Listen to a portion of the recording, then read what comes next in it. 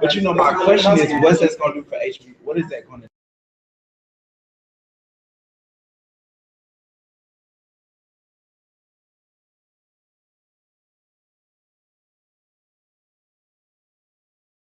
All right, y'all. We're gonna go ahead and get started. So when the food gets here, we'll just Food is here. oh, the food is here. Yeah. Oh, Do we want well, to? Well, if I put some food, I ain't gonna eat it. well, never mind then. I mean, yeah. All right, let's go. All right. Platform, come through when I walk through. Support, motivation.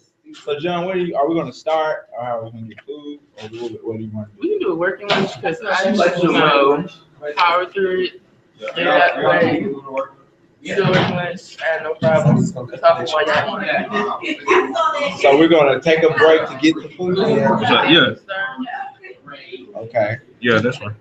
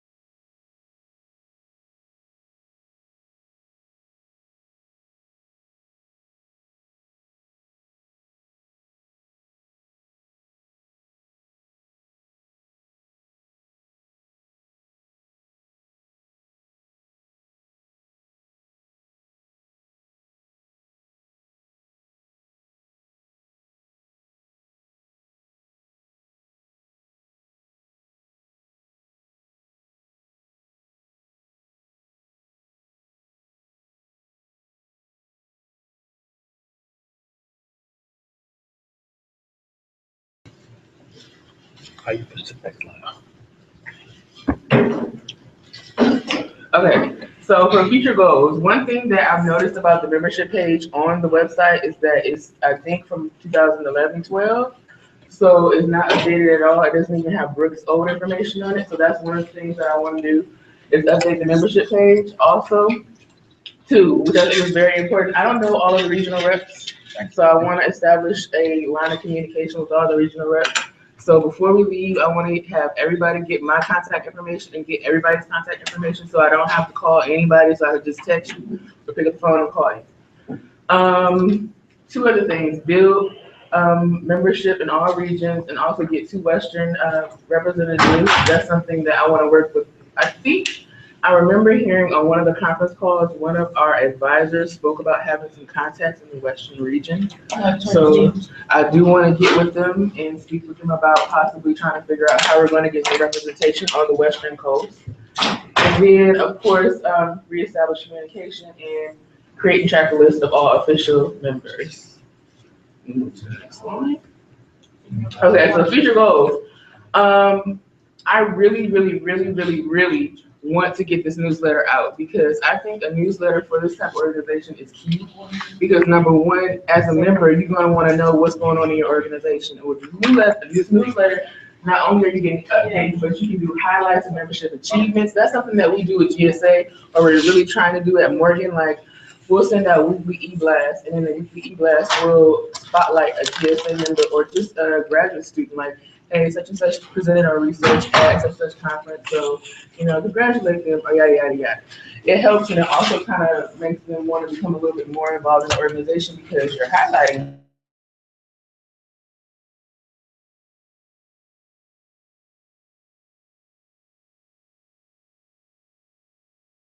we don't have, and I want to get that in place so that they don't just pay their fee and then that's just that, but they actually have some sort of process of getting to know the organization and then, things like that.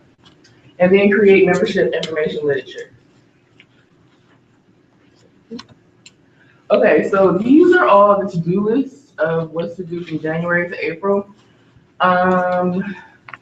Big thing, begin working with walk-on. I have been in contact with Charles and we have been in conversation, but we just really haven't had a chance to really sit down and have a long, drawn-out conversation because this week has been crazy. Work just started, January 5th, school started, so we really haven't had a chance to really sit down and do anything, but it's on the agenda. Send out membership survey. I've already kind of compiled a survey. It's 10 question survey through, I think, every month that I want to send out to our current members just to kind of see why are you members, what's the motivation to stay, and what's really going on. And so that's really important that I want to do. Also meet with regional reps to kind of ascertain what their needs are, complete their job, because I know as a regional rep, I wasn't really sure what my job was. And once I kind of understood what my job was, it was like, okay, I need support. And just little things that you don't think of, like letters that you send out to schools to invite them to conferences, or letters to invite them to maybe join a partnership. We don't have templates of these things that we can just send out for NBGSA. That should be in one central place. So that's something I want to do, start creating stuff that all you got to do, just input a name, input, stuff like that. And you're just able to send it out in an e-blast. And then, use NBGSA network to not only seek Western regional representation. So this kind of the to-do list for now to April and build NBGSA checklist. Next. Okay, these are stuff that can be completed by April. We can update the membership page. We can send out the membership survey, and we can collect the results. We can get an update membership list if I am able to really sit down with Charles. Yes. I have a list of everybody who has paid money. It's in the report that I sent out. Okay. There's a link that says membership. Okay. And it's broken.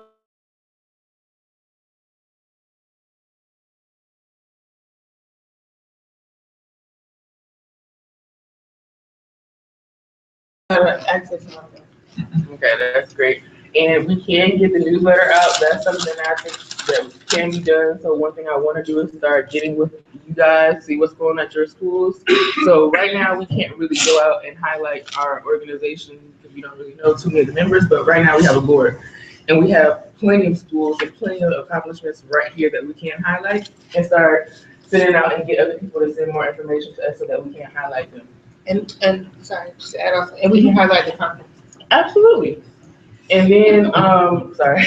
And then we can at least try to get one Western regional representative. But and you don't necessarily have to be a regional rep. I just want somebody maybe do a state representative or somebody from the West Coast that's going to have, like, okay, I got your back for sending out information or trying to recruit people or something. I need somebody from the West that's going to be like, I'm on board just like everybody else is here. I think Kim's job is to maintain the Instagram page, but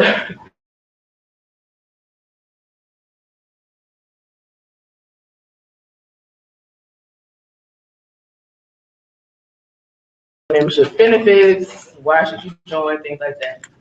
So these are stuff that I aim to get done by April. And you can move on to the next. Okay, so hiccups in the giddy up. So these are some of the hiccups in the giddy up. Have not received any information from the former VP of membership. I'm waiting on her flash drive. She's supposed to mail it to me, and so I'm just waiting on that right now. And then have not received training on tracking paid members through walk-on database, but I've already discussed that. Career Resource Center, I was looking through some of the literature and I saw we're supposed to have that as one of our membership benefits, a Career Research Center. We don't have that, so that's something I want to start. The Faculty Mentor Program, that's not in place either, but that's something I want to start as well. So these are some of the hiccups in the giddy up for membership benefits, but these are some things I want to turn around. So these are the hiccups in our giddy up for membership. Next slide, please. And then completed works and works in progress. So I completed the membership survey, and I think I asked Kendra like last week. So I'm just waiting for some of the information that's distributed to the members. There's a link to the survey. I don't know if you guys want to see the survey. Yeah. Can you click the link? And then you can also give me feedback, so maybe I can change some of the questions if it's too wordy or whatnot. Yeah, I tend to do that.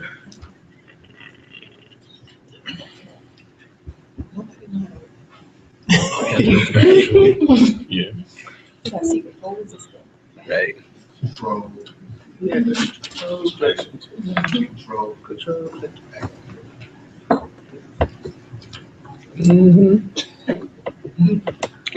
Well, obviously, this is not my skill set. No, it's Yeah. Okay, I'm going. Copy. One of those two things. we don't know how to use it. Go here. I know, Howard Education.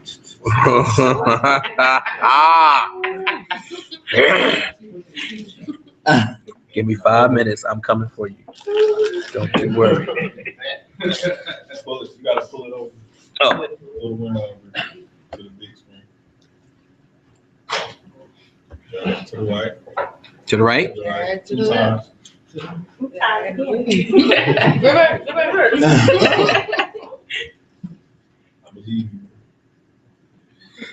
Okay. He needs your help. Yep, John, I need you on this one. Just turn the mirroring off. No, click and drag. This. Yeah. Drag it to where? Keep dragging. Keep dragging. Look at the screen. Uh-oh. What you say? What? Okay, can you, like. No, now you asking too Now much. you doing too much. Right. It's up there. You better be glad when we better go with what you got. Yeah, we can see Okay, it. What so type of the first membership? question is type of membership, and then overall, how satisfied are you with your NBGSA membership? What Would else? you recommend NBGSA? Okay, now, That's too much. Really? Couldn't see her. Okay, so, three. So, here's the third one. Would you recommend NBGSA to your fellow colleagues? 4, it's a rating scale, and also I asked for people to please explain. I'm hoping that people will explain. And then 5, have you attended the last conference? And then What is your experience, greatest benefits? To date, to what extent have you been able to develop professional relationships with other organizations and graduate students due to your NBGSA membership? I thought this question was important because I know I have. So, you know, I really thought this was important to add to the survey. What would your Can you go back up? Okay. Go back up.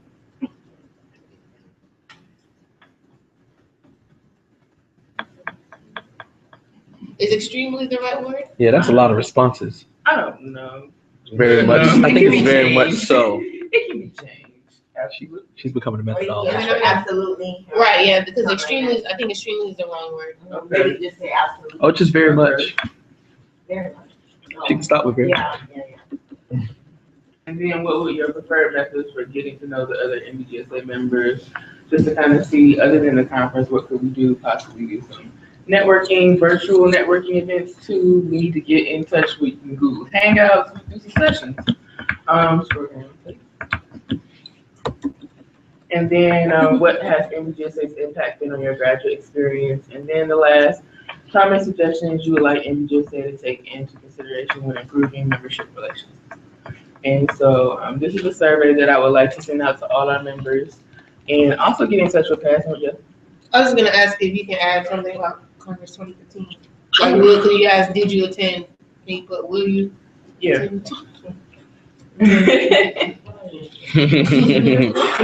Are you coming? Is you gonna come to the conference? Okay. Is you coming to the conference? Right. I need to know. So when they put down, be like, Why? I think you should include that picture of that little girl. Or what? Come in or not. Oh, come in. You coming or not? Okay, so yes. I don't know how realistic it is. Mhm. Maybe. But maybe, like, we don't have that many affiliate members right now, we only have 2 or 3. So maybe when an organization or a school becomes an affiliate member, you could like visit the school, or if that costs too much, maybe do like a YouTube video saying hi, like send it to the chapter. Yes. Say, hi, I'm the VP of membership. Oh, good idea. That's a good idea. Yeah. Good That's job. good. Thank you. That's You're really thinking good. from the inside out. Yeah. Okay, so any more comments or suggestions about the survey, membership survey? Really, can you make it- Okay. I'm going. can you make it smaller? Okay. Smaller. And you can get back to the actual presentation. Oh, okay. Drag it. That was a test. I did good. I'm done with it. I can't even find the cursor. Oh, yeah, there. Here we go. Drag it back. Oh, just drag it back? Yep. Okay, let me, no. There we go. Yeah, click on that. Okay, and I also created, I don't know if anybody's seen it, but I created a template for the conference invitation letter, and I added it to the OneDrive like last week. That was something else I did. And Okay. Drag it. Well, that Are you was a test. sending that to schools or individuals? schools, like graduate organizations. I've been sending to GSAs and SGAs, Black Student Unions, and things like that. Now you can use. And then this is my last, I just comments and suggestions from you guys of stuff that you think that I should start, working on or should focus on as a VP of membership. And so, I will adjust the issues. Just one thing, some of the affiliate memberships that we have, they don't actually have their 5 people. Like, they get 5 memberships with their affiliate membership, and they have their e-board written down, but most of their e-boards already paid dues. So, I know like University of where Dalton is, like they still have 2 or 3 empty spaces for members that they could put in there. So maybe contacting them and just let them know, hey, I have space for this many users. Can I just add to that, what she's saying? That whole process needs to be fixed, period. Because when they apply for membership on the website, it's like they just fill out an application form like any one of us would. So it's like an individual's address, an individual's name, email address, and so on and so forth, and their information. And when it's really, and then the only thing that's different is that the payment amount is 75 as opposed to 25. So there's no place for them to put, you know, like she said, the names or the information of all those individuals who are covered under that particular membership. There's no information about. There's not I don't think there's information about the chapter. There's a PDF file That they can that upload. most of them, they download the PDF. Everybody who's done affiliate membership this year has downloaded the PDF and actually mailed it in because of the website, how the website is set up. So, And we have the capacity to just fix the online application, but it just hasn't been done. So that it needs to get fixed, and so it's not identical to all the other ones. So it's actually fixed Absolutely. what it's for, right? And So that can be that would done. add to the whole orientation process, actually orienting these people to the organization, really as an affiliate organization, because as an affiliate organization of this, you gotta, like for example, Morgan, like other than Rashawn and I on our executive board, not that many people know too much about the history of NBGSA, and that should be a part of the orientation process to know what the history is, who were the founders, why was it founded, you know, what are we doing here, and how are we getting it accomplished. So that's something that I really want to work on for the orientation process. So hopefully by April, I have a little bit more of a kind of concrete, not template, but structure to show you what I'm going to be doing. And hopefully some of these things will have been changed, like the online form as well as the website update. But any more comments or suggestions?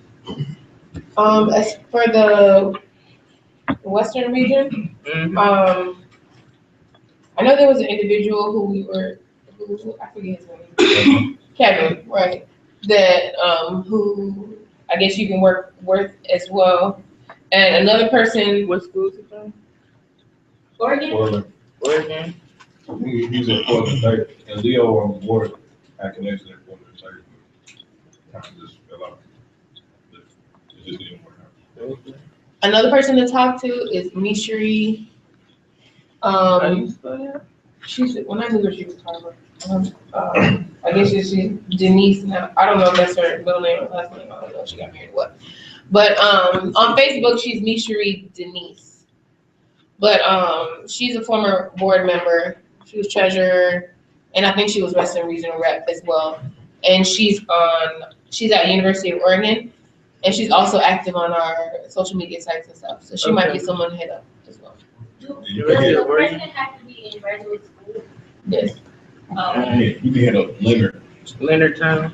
and ask him about the faculty member at Portland State. Faculty member at Portland State. Yeah, they used to work closely with NBGSA. I don't know if Mike, y'all remember Mike from last year? Yeah. I don't know if he graduated, so he may or may not be in grad school, but Oh, you talking about Mike from Yeah. he's from Oregon too, but I think he was in undergrad. So Yeah. I think he may be in grad school now. undergrad. Oh, So Mike Abrams, I think that's his last that's his name. last Yeah, I'm He on my Instagram. Yeah, so we're Instagram. Yeah. I got his name. Yeah, I know. I think I have his number too, Loki. Tall, skinny guy. Loki? Yeah, He so rapped- from the hockey? He rapped at the Yeah, beginning. right underneath. Oh, Right You before the right there. middle. That's what- you know, Yeah, I got his number. He Come on, low key. rapped. His number. I don't remember his name. Why? Mike was from Minnesota.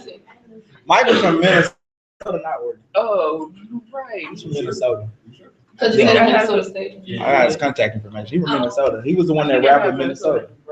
I thought With John and all of them. No, You talking about a different person?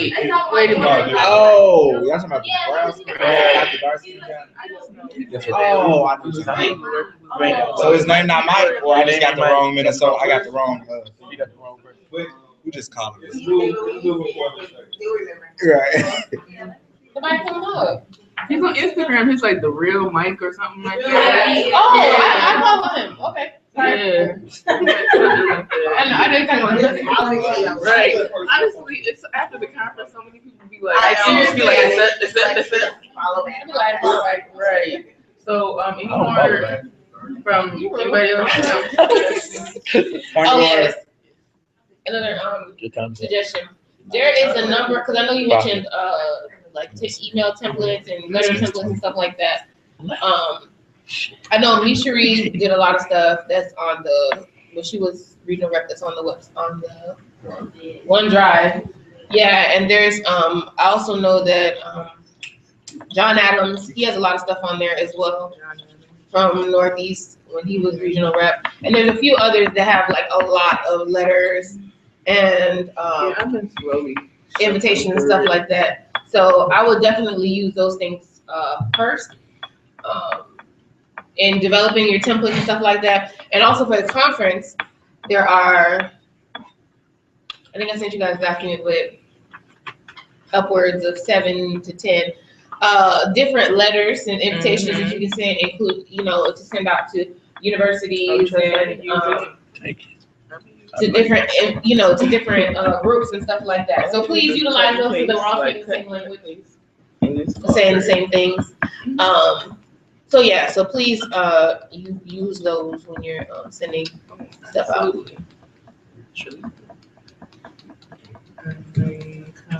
Suggestions. I know y'all got comments or some suggestions about membership. What can we do to build membership? I guess that's my question. What do you guys think we can do to build membership? How's the process? You may not know the answers, but David might know the answer. What is the process when let's say go online and apply for membership? What happens after that? What is the application?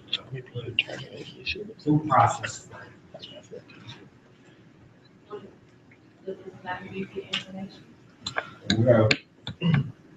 We have a system that kind of just logs all that information and then we can access it. But I'm not sure if I'm fully understanding your question or if I'm answering it. I don't think anything happened. I'm not sure if they received. What was the question? I'm trying to think if they. I remember in the past they used to look like an automatically generated letter.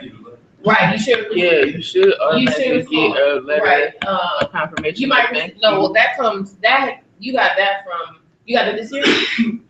Right. No. So that comes from the VP for membership. It's not something that happens automatically within the system. It just kind of gets stored, and then right now it's where the VP for membership is supposed to go in and then take the information out and send membership cards, pins, and a letter and stuff like an email or whatever. There's nothing that happens automatically. Is there any way we can get that set up? Like an automatic reply? Because I never got any of those things. Right, yeah, because So that It's not right, but it's so okay. that should be a responsibility of the membership VP. I think that from a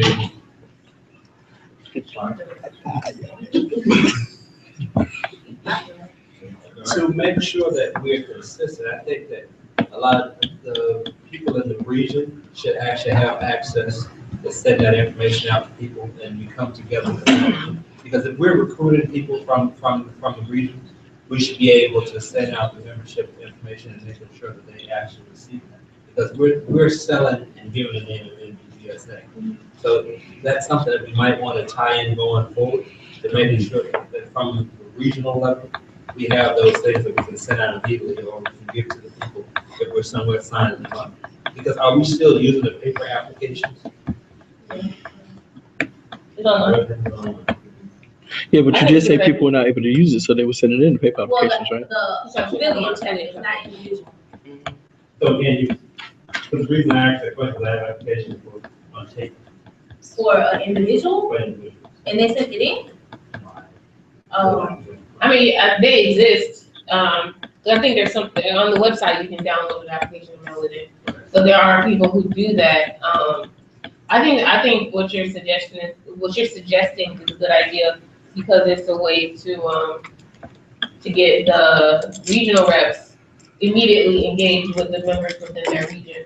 Because a lot of times the VP information is the one who does all that stuff, and then you never, those people from the regions, they never know what's going on within their own region. So I think that's a good idea.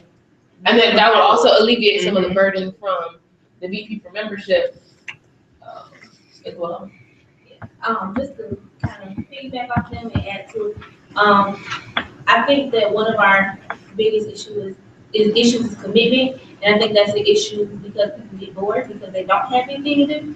So, that is a good way to get regional reps hands on and involved. But the other thing is, we were talking about our wines now, is creating something that goes a little deeper maybe. So, maybe having the regional reps, I don't know, it would be expensive. We would have to definitely increase sponsorship, but maybe have them like visit a few colleges that don't have BGSAs. Like, it's one thing if people already have BGSAs, like that's good, that's great. But there are several colleges that don't have them. So to have a regional rep that can go to say US didn't have one. Somebody could go to US and say, I represent BGSA and have maybe partner up with a different student board so that they can get their foot in the door and host like a meeting and say what NBGSA is, and then from there start building different BGSAs. We could also do something like, you can do a recruitment thing, do a workshop for why that you do grad school and sneak that in there. Or something like that. No sneak, just be intentional. Or you could go to the diversity offices. Mm-hmm. Yeah. You know, and talk to the deans or whoever, whoever the head is, cheer person or whoever it is, and plug that in. That's something that one should already see. That's part of the document. That's something that actually we ended up having it with North Central last year. Is that Dog who was responsible for the conference ended up putting on an excellent conference, and Nicole actually did it. She held mixes with a few different. I ain't checking out there. The reason that University of Toledo came to the conference was because she traveled and to one of their events or something like that. So that's something that I think we need to be more clear and deliberate about explaining as being the responsibility of the regional reps. Because is that something that you were aware of outside of? And I feel like the communication up to this point has been, as a regional rep, you need to throw a conference. Like that's your responsibility. And just fundraise. That's all, fundraising conference. I was like, okay, fundraising for the conference, right? Yeah, fundraising for the conference. Right. I was like, okay. But beyond that, what else? So I think that we just need to be we also need to be clear about the expectations of our regional reps too. Because the whole point of you having a conference is for membership, which is why you work with the regional rep. So it's not necessarily about the conference, it's about raising awareness about the organization. And there are a lot of different ways to do that. More suggestions about membership? And then I think too, to hit on, I think the idea of like having regional reps be in contact with, the people that work with from their particular regions, I think that's an excellent idea. Honestly. I would like it to be supplemental though. Like I would like for us to still, as a national organization, have an automated system. Oh, yes. Okay. I don't know why it's not one same place now. It should be. Or you should get something back like, oh, thank you for, submitting your application. Right. We'll get back to you within 1 to 2 business days or something like that. And it'll give you a little bit more time, or at least me, a little bit more breathing time and leeway, so I know I don't have to keep every day like, let me look. I got at least 2 business days where I know I can look and check. And then even still, the 2 business days where we can alternate between regional reps or whatever. You see, ultimately, I think that should be something that like we have an administrator to take care of. I think that's what I would ultimately like, for Walton or something like that. So, yeah. That's something that I would like to speak with Charles about, but we've been emailing back and forth and just haven't had the time to really sit down. Because it's like, look, I'm gonna need 30 minutes of your time, and I'm like, look, I only have like 15 to give you.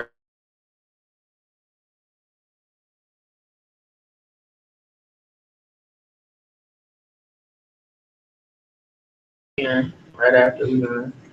But I do want to be clear about that piece because stuff happens especially when we're students, and and then beyond that, like we're not some of us aren't just students. Well, none of us aren't just students. Like we have families, we have other responsibilities as well. So like if in the middle of the year midterms hit, or you got to defend your dissertation, or you got finals coming up, nothing else matters.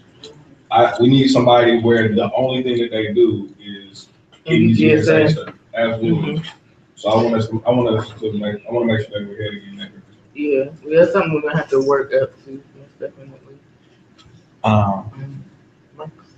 I think partnering with a lot of schools that don't have graduate programs, and I guess kind of attacking them as a feeder where undergraduate students can attend our, be a part of our association, attend our conferences,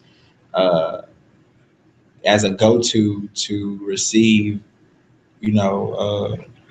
graduate and professional information. I agree. I think honestly, like we were speaking the other day, like I was saying, one thing that we overlook is undergrads. Like that's money. Like in reality, that's money. Because that's money for registration for the conference, money for membership, and then also it's recruitment opportunities for our universities. So like that's a big pot that we really need to attack is getting these undergrads here. Because if I had the opportunity when I was a senior, my senior year of my undergrad, I thought I was doing it big. I was like, yeah, I'm taking grad class, graduating. I know what I'm doing. If I had a platform to present my research, I've been jumping on it. So I think undergrads is a big pot of money that we really need to jump on and start encouraging them. And also it'll help build our organization. That's our future executive team right there. That's our future leadership team right there. So, and in our school, we only have most of our programs are graduate level, so we don't have many doctoral programs. Okay. So our turnover rate is high. This is part of the reason why it's difficult to sustain a chapter on some campuses because after 2 years, everybody's going. Exactly. So I think that's a great idea. Suggestions, comments.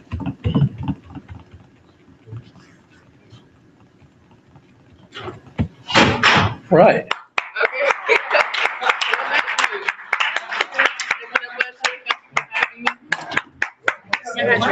You know me, I'll clap you down in a minute. Yes.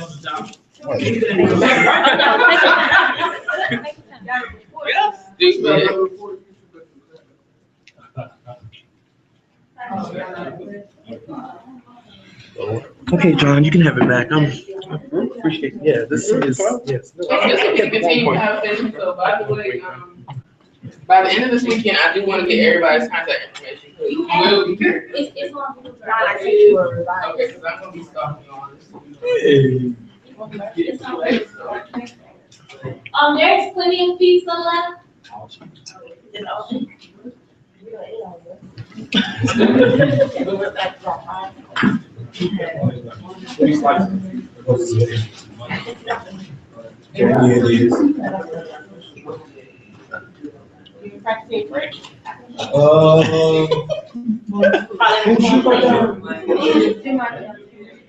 got the young. Oh, you just we on. He said we on. Oh, he on. He on. Yes, it's William. Oh, William. I'm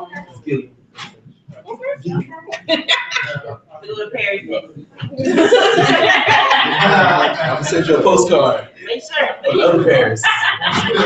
I'm sending it by way of Paris today. Where you gonna see us here in a picture of the Eiffel Tower on somebody else's body.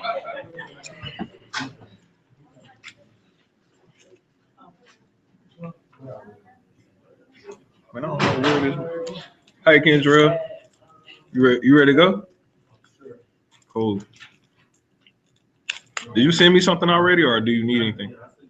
Okay. Let me check it out.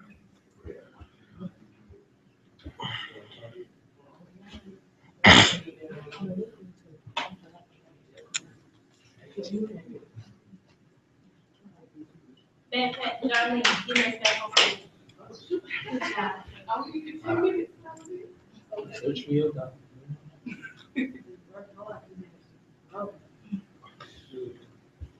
Good job.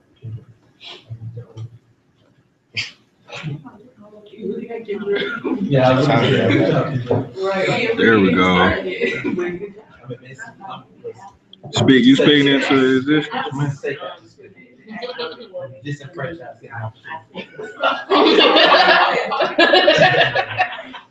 I'll keep that going. Safe space. Yep. All right, Kendra, Thank you, Kimberly. I appreciate it. Okay. You ready? All right, cool. Okay, Control's about to start now. Good afternoon, everybody. Good afternoon. Here is basically what my SOP basically says what I'm supposed to do between October and April. The majority of this I have been working on with some other things that include the conference, being on the conference committee. We launched the fellows application process, poster presentation process, and the paper presentation process. Plan for the January quarterly, which we are in now. Notify the applicants who submitted proposals, create a schedule for the fellows, registration materials for the national conference, schedule the presentation for the conference, materials for the conference, and ship them. We have to get those there. Oversee along with what they're going to sign for registration process, career fair, and conference review during the conference.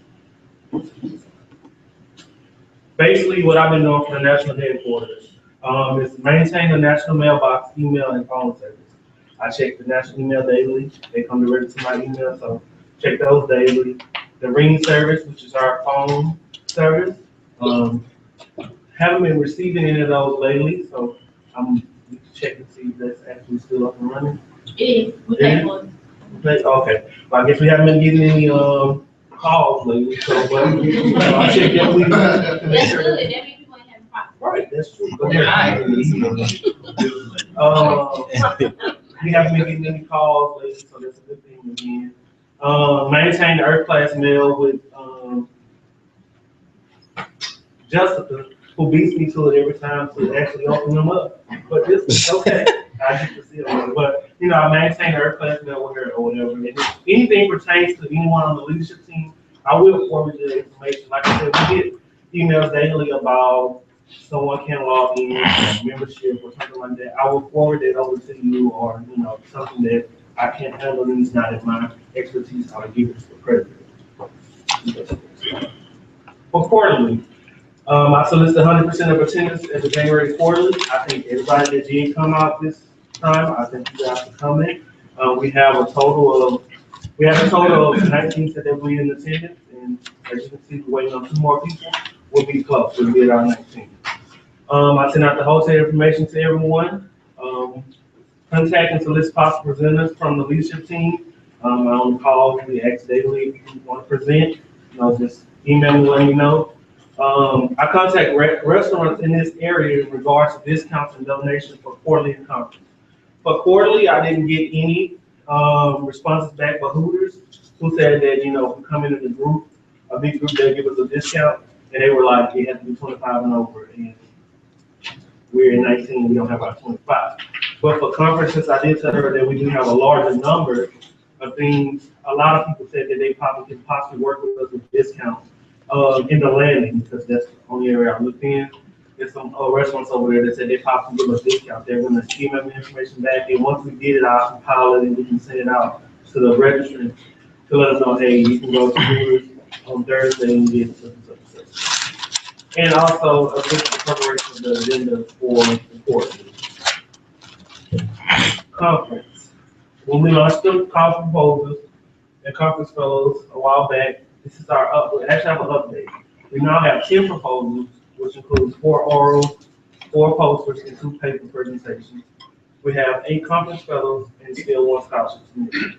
I've been soliciting conference reviewers. I was talking to Dave about this at the beginning. Like when we first got into the position, she told us that we need those. So if you know anyone that can come and basically oversee the presentations and things like that, that are basically someone that can rate and things like that, let me know so I can get in contact with them, because we do need conference reviews. 3 judges for the paper presentation. Right now I have 1 secured. If you know of any other people for that particular thing, let me know. We need 3, and we only have 1 right now.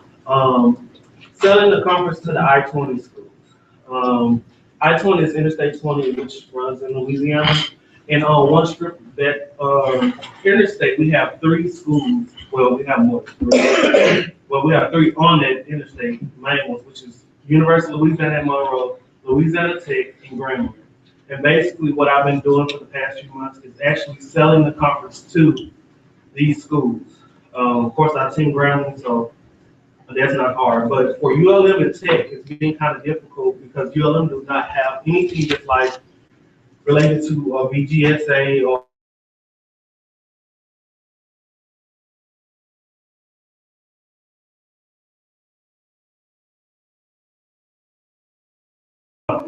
and this was a great idea for them to actually get a NBGSA on their campus.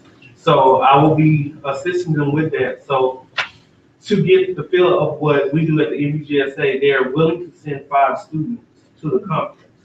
So I'll be getting back with them when they get back into school. Like I said, we've been out of school for the break, but I'll be getting back with them to see where they're standing with sending their 5 students and what they're going to do with their NBGSA at their school. Because like I said, it's like at our school, we are mandated to have an LGBT something for them on our campus. And you know, I'm not working with it, but it's in my department, and he actually wants somebody to do it. So at ULM, they have to get something that pertains to the Black population on that campus.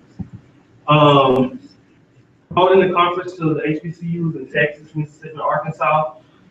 These are the schools that I received responses from that said they will either give the information out or we're going to send people. And these are schools: Prairie View's in Texas, Mississippi Valley is in Mississippi, UAPB is in Arkansas, and Wiley College is in like Louisiana.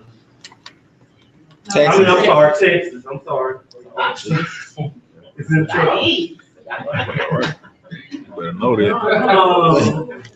I developed this list of universities and colleges in the Jacksonville area, and basically emailed them the information about the conference and possible service projects for our conference. I mean, last year for the community service, we did the run, the 5K run. I was actually reaching out to the universities to see do they have anything that would be going on during our conference where we can possibly partner up with them for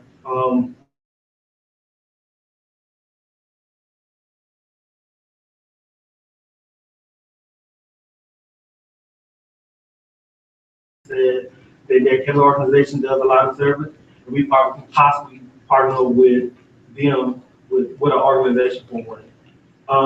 I'm seeking service projects in this area also, like the food pantry, feed the homeless, or something that we can do also, just in case it doesn't work out with the university. Something we can do on our own, like the 5K run we did last year.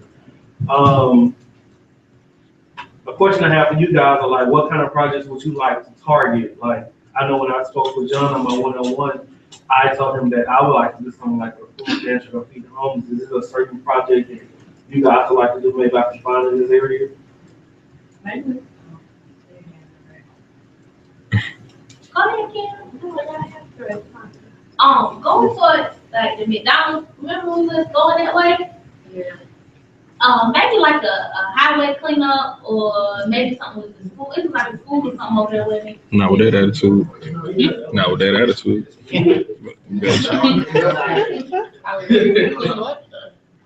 Y'all something. Yeah.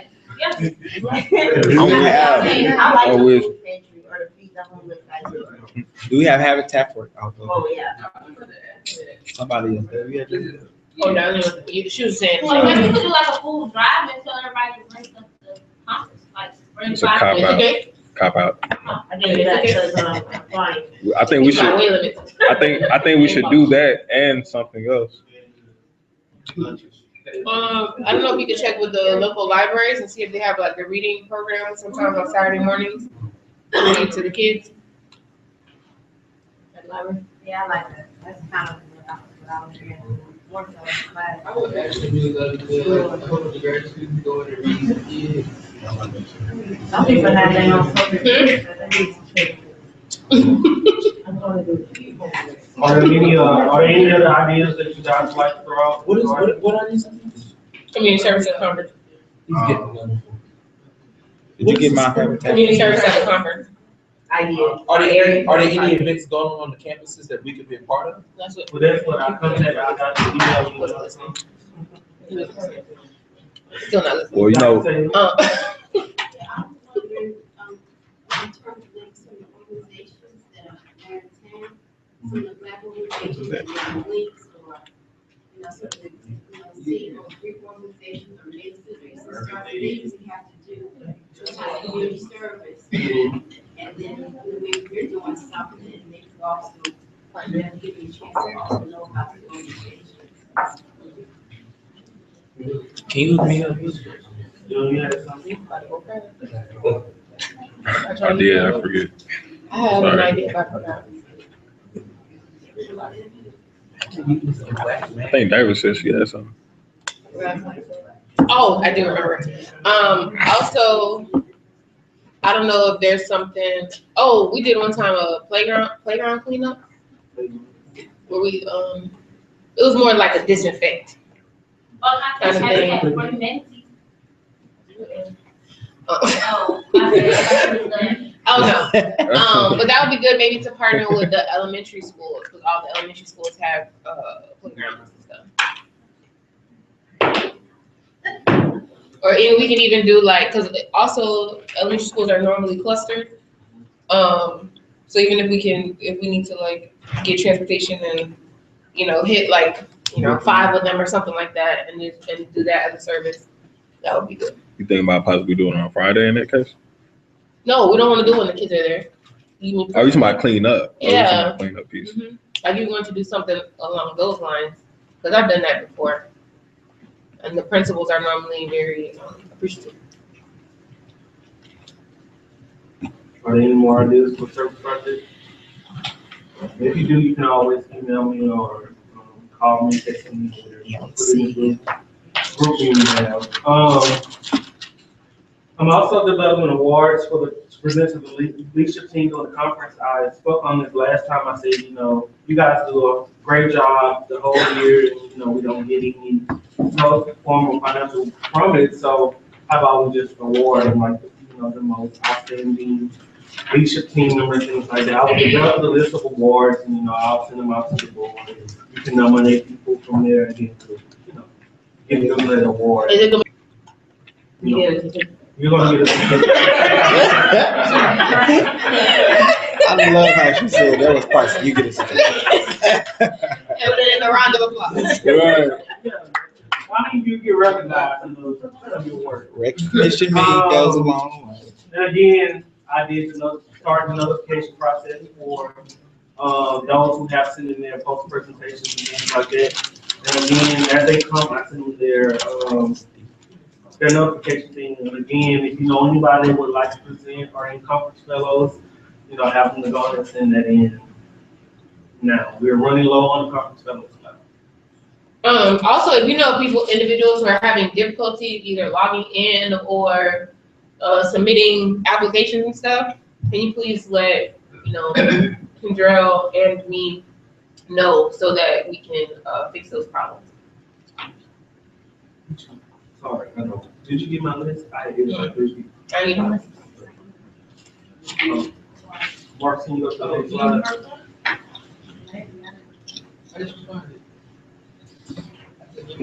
And some other things that I have been doing in this quarterly is contact the inactive and ineffective leadership team members and Excuse me. Okay. and spoke with them in regards to, what's the problem, what's going on, you need assistance, are you still interested?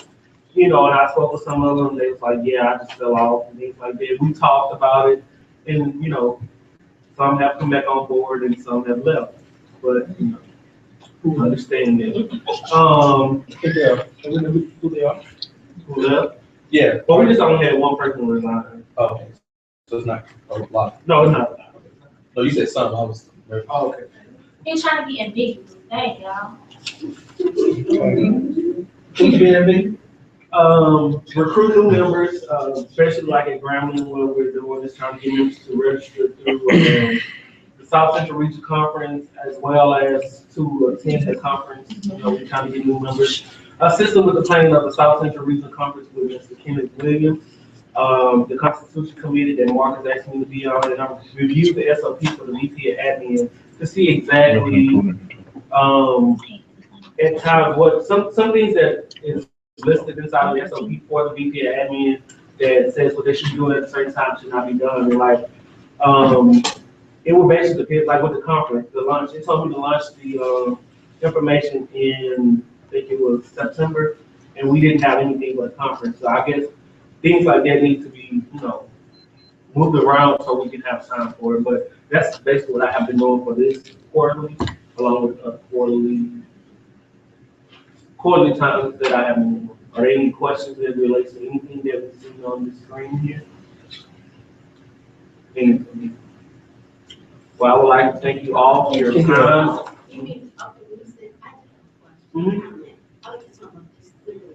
Oh, no, the whole. And I may sound prudish in saying this, I'm real concerned about NBGSA being associated or doing the function as tours, just because of what tours represents nationally.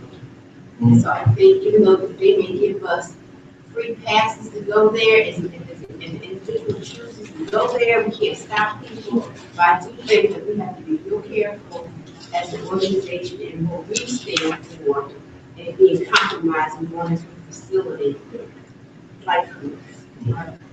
So every time I hear that name come up and I think of going here to give something, I cringe as an organization doing that.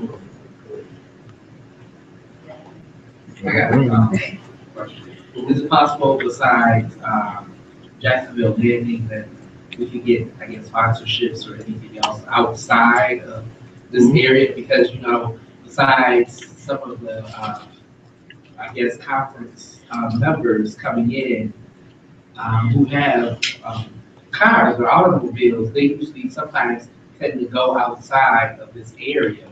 Is there some way that we can do that? Okay.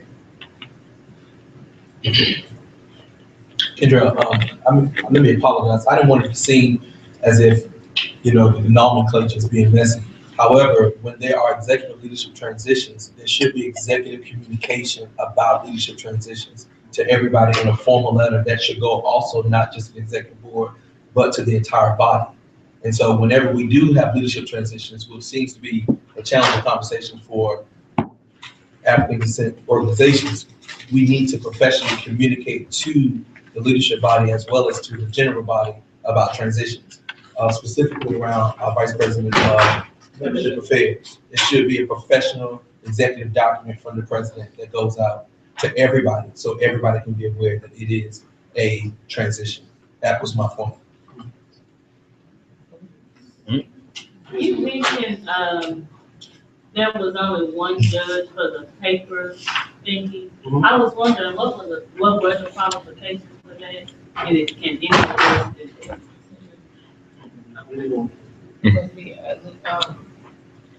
Someone with the, yeah. Oh, is she talking about the, like the reviewers? Mhm. Okay, I was gonna ask that too, if there was a criteria. You have a criteria? Brooklyn announcement, they brought soldiers in, so we need soldiers for.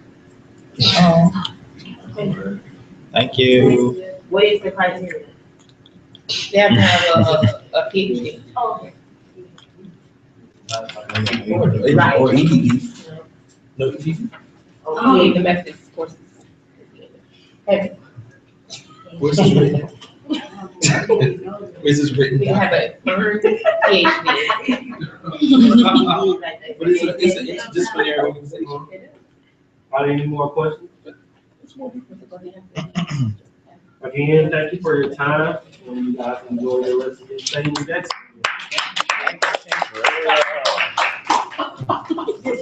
Good job.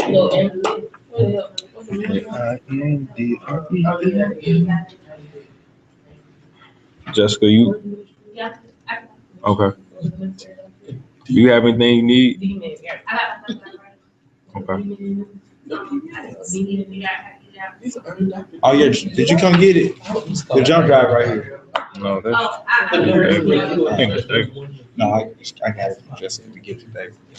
Right. So you would have an interdisciplinary review. Yeah.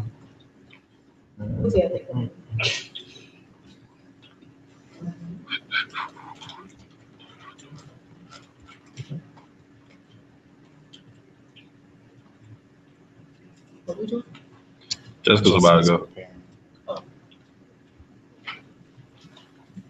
We didn't prepare another time. Beg your pardon?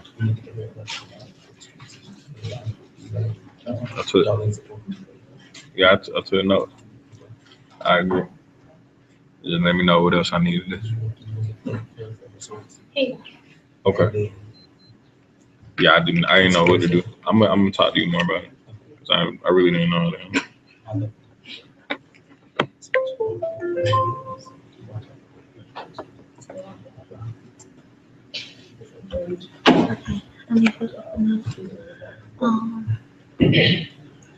NBGSA, quarter two.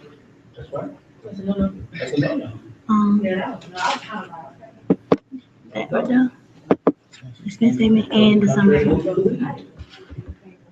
gonna do the expense statement first.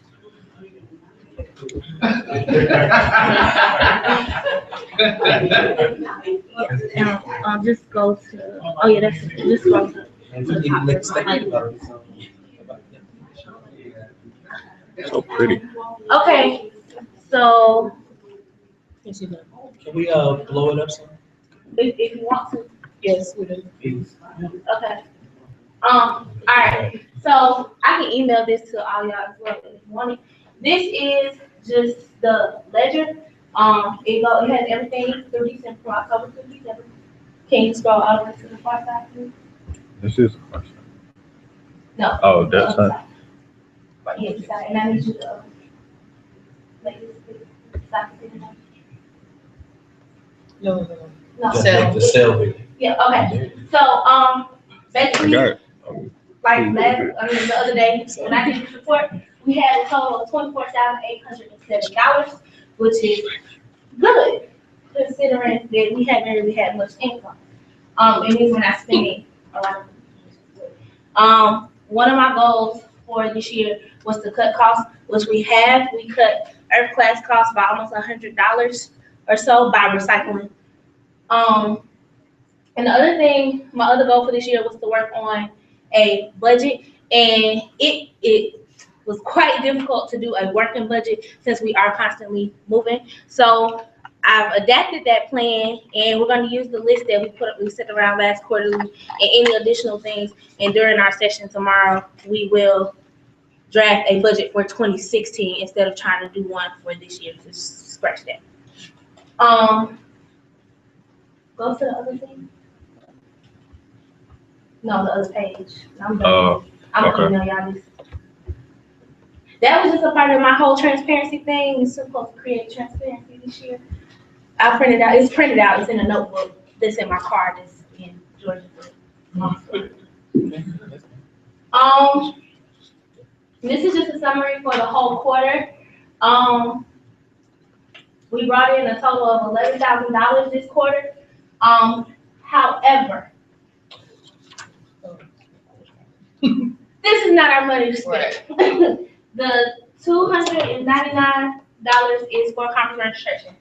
This money, the $10,000 that we received from LSU was a sponsorship. This needs to be discussed on how that money will be distributed. Will it go straight towards conference? Will it be organization money? So we need to figure that out. But it's there. $299. That's what they paid for a conference registration.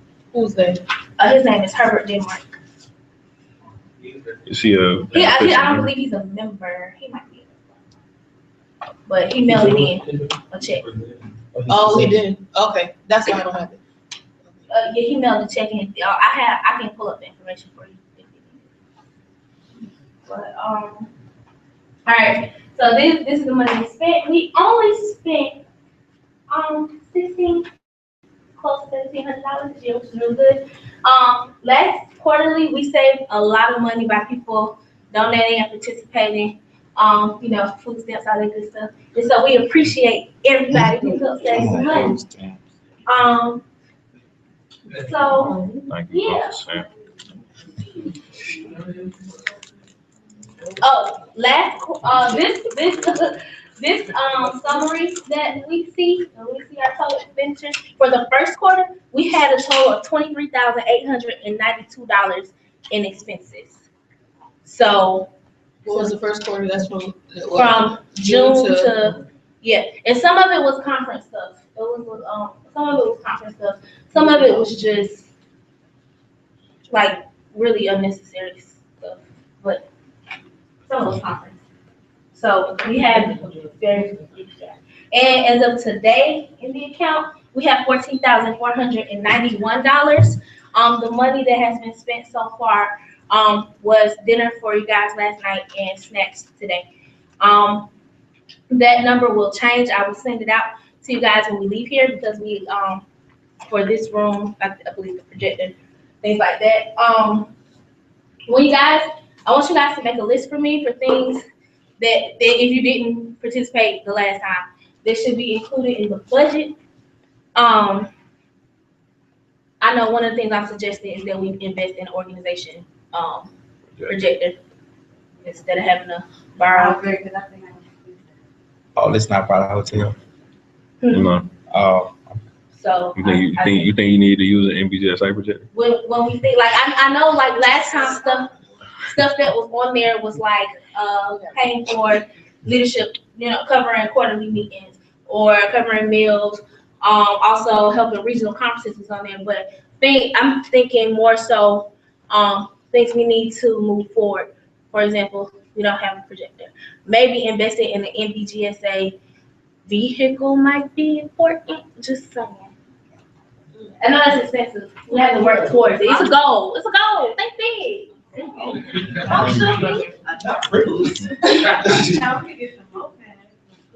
Well, but seriously, but the reason I say NBGSA vehicle, or not even necessarily a NBGSA car, but maybe some of those the magnet signs that like businesses put on their cars. So when we're going to pick up speakers for these conferences, or when we're making these runs, for example, we'll be here for a whole week in April for the most part. We'll be here for about a week. And so we're gonna need a car. We're gonna have to make runs. And yeah, we do drive, some of us drive our personal cars, but some of us don't. And so, and it's, he already stated it's stuff in the landings, but it's stuff outside of this. So if we had maybe a van, it would be easier to transport the group. If 2 of us have cars and 6 people can fit in the van, it's usually not this many people here. So we would be able to do a little bit more. So I'm not saying we need it tomorrow, but. Like a rental? No, she said. I ain't repeating all that. No. I'm saying like I like the sign, I don't know how it works or how you would do it. It's a magnet. Like a magnet, It's a magnet. that's a good idea. But I don't know, But then you gotta be careful what you be listening to. yeah, and like, don't be cutting Activity, people off. right. well, A bit more we'll work towards it. It's a goal. But just stuff like that. But Long term. do you want to talk about the what you We can talk about it. Okay, and the last thing I want you guys to basically want to talk about is a stipend for this quarter. Typically, the organization has not done that, and then I think in June we voted that if you share the room or whatever, you will get some money back from the organization towards your room. We are proposing that same type of idea. If your school did not fund you and you traveled quarterly, you pay for your room and you're sharing your room, or however it was last time. David, how was it? I think for this time, what we discussed was because it kind of isn't fair. Like if your school already paid, which was the case in June, and it may not have been fair to you all if your school already paid. So what we kind of proposed, that was like one of the things that we considered, but what we kind of proposed was like creating like a type of bank account. So you get a certain amount allotted per quarterly and maybe making that something that we do moving forward. And kind of the same way that we did in June. And so what we did in June was we said that basically if you room with somebody, then essentially your costs will be covered. So we get around a $99 rate. That's what we got in June. That's what we have now. So it covered pretty much everything but the taxes. So we allotted $150 per person. So if you room with someone, then that would be about $300, which would cover your entire stay for 3 days.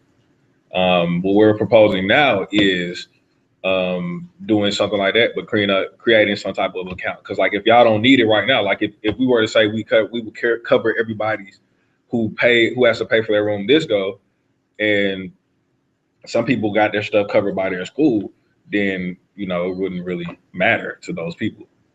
But essentially what would happen is like if you didn't use that 150 or whatever however we decide to move forward, if you didn't use that this time, then that money would be accessible for the next time, which is conference, or maybe even the transition meeting, depending on how you want to spend it. But y'all would have to decide on what that total should be and how we want to set things up moving forward. And I want to clarify on that moving forward. Mm-hmm.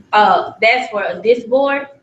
We discussed in the last meeting that we had about budgeting for next year that we would allot a certain amount of money for quarterlies, and the next board will be able to make the decision on how they use that money. So we're not going to tell them that you have however much for a hotel. We'll tell them you have this much for quarterlies, and they can allot that however they like. So what about like travel? Because I understand like it's kind of self-employed. For a hotel, you just get that more this, spike or whatever to the account. So I'm gonna really limited to only the hotel rooms essentially. Well, that's what the conversation is for now. Well, for right now, again, the organization has not typically covered it. That is something new that we're attempting. But concerning and then another thing like meals and stuff, that wasn't included. They used to put money in a pot. And so this year, the organization has provided most meals outside of, I think, dinner is on your own. And even the first dinner is on the organization, things like that. So we are trying to make some provisions, but at that same tone, we also have to make sure that we're responsible with the organization's money. So we do want to alleviate some of the financial stress, but we don't want to add stress to the organization. I think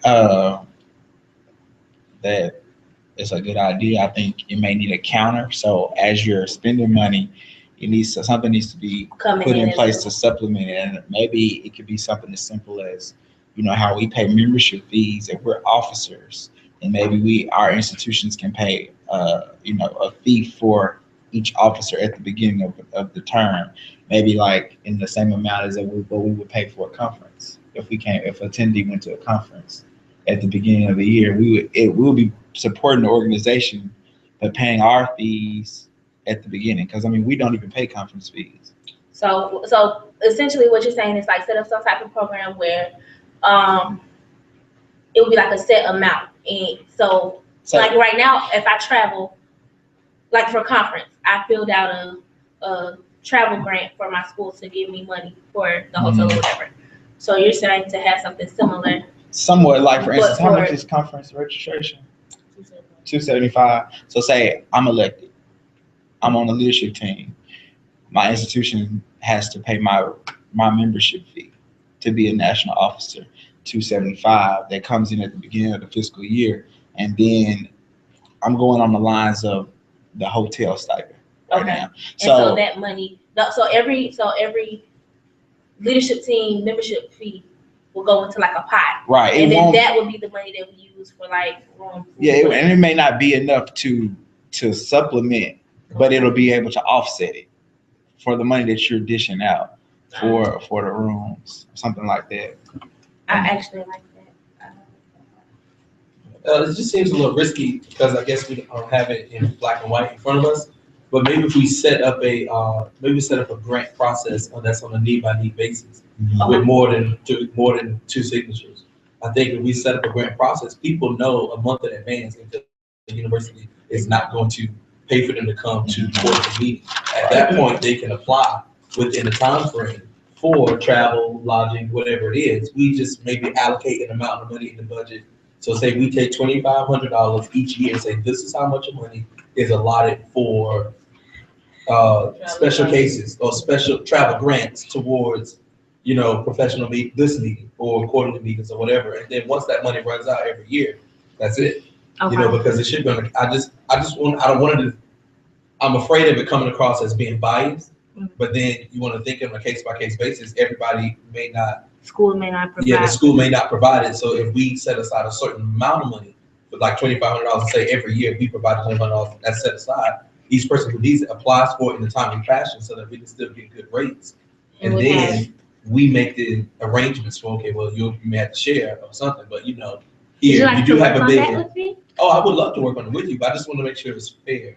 And it's not seen as if we're just kind of compensating or taking care of certain people, because it's unfair to us who schools are paying. Right. And you guys sometimes don't know the struggle that we have to go through to get our schools to pay. Right. You know, so we want to make it fair, and just somebody running a hard times, just apply for the grant in advance and then get 3 signatures and just move it forward. That's my thought. I like personally, I think that as much as individuals do invest in NBGSA, there should be an exchange there. And I think that by us getting to a point where we can financially support individuals in the organization, I think that is something that we should consider. Because it's like saying thank you for, you know, coming to wherever we are 4 times a year or 5 times a year, really, because including transition meetings. Thank you for doing that. Thank you for your commitment. Thank you for coming. In exchange for that, let us help supplement that burden. Let us help, you know, offset those costs that you all have to incur. And it helps, I think, from a just from an overall mental perspective. Like, if that's one less thing you have to worry about, if you and that's the point that I would like for this organization to get to where we don't even have to have this conversation. That's one of the benefits of you becoming a member on the executive board and committing for a year. We all you need to do is just get to the conference. Like, you schedule your flight, you book your transportation, you book your room. We cover that. All you need to do is come here and be awesome and do what you can to help grow the organization. I would like for us to get to that point. And I think that we're so used to being in a position where we have to ask and beg and borrow just to get here that we're still trying to, on some levels, preserve that culture while we're at the same time kind of growing to the point where one day we may not even have to do that. So I just that's part of my I guess justification for wanting us to consider starting, because I really like the idea of us having some type of stipend, and just depending on that. For them, it's more about having it for people, even if their school does provide. And that's what I'm saying. But like Desmond brought up too, he was like, well, what if I don't really need hotel? What if I need travel? Well, the stipend would be for whatever you need with respect to, well, I mean, as of now, it's the quarterlies, but I mean, I think, we're talking about now. So yeah, it could be with respect to whatever you need. But I mean, the conversation is, I'm kind of expressing how I feel about it. I think that that's something that we could consider now, for now. Are we talking about the same thing? Yes. No, I don't. Basically, yes, we are. You're saying we need a process, and we need it in black and white. You're saying that it's. I'm saying a stipend across the board. I know. You're saying that we need to have some kind of give back for what people bring to the organization. Right. And you're saying that's fine. We just need to have it in paper and have a process. That's not exactly what he was saying. No, that's not what I'm saying. Right. I'm saying something totally different. Right. Listen, if you're saying you're about to pay everybody for doing what they're doing, I'm all well and good for that. I'm saying for people who are struggling to get to meetings, we should have a set amount of the budget set aside, $2,500 on a need-by-need basis with 3 signatures to allow people to apply for grants to come to the meetings. So that's what I'm talking about, providing a budget amount for people who need help to apply for grants to get to the quarterly meetings. And once that money runs out, it runs out. I'm not talking about individually compensating everybody. I'm all for it. I'm all for compensation, but I'm just saying, if the goal is to help people, get to the meetings, that's one thing. If the goal is to compensate people for the work that they're doing, I think that's something totally different. Okay. And I think one of those is a short term, and the other is like a long range goal. But essentially, that's the case. We'll come back to this. Yeah. We'll come back to this.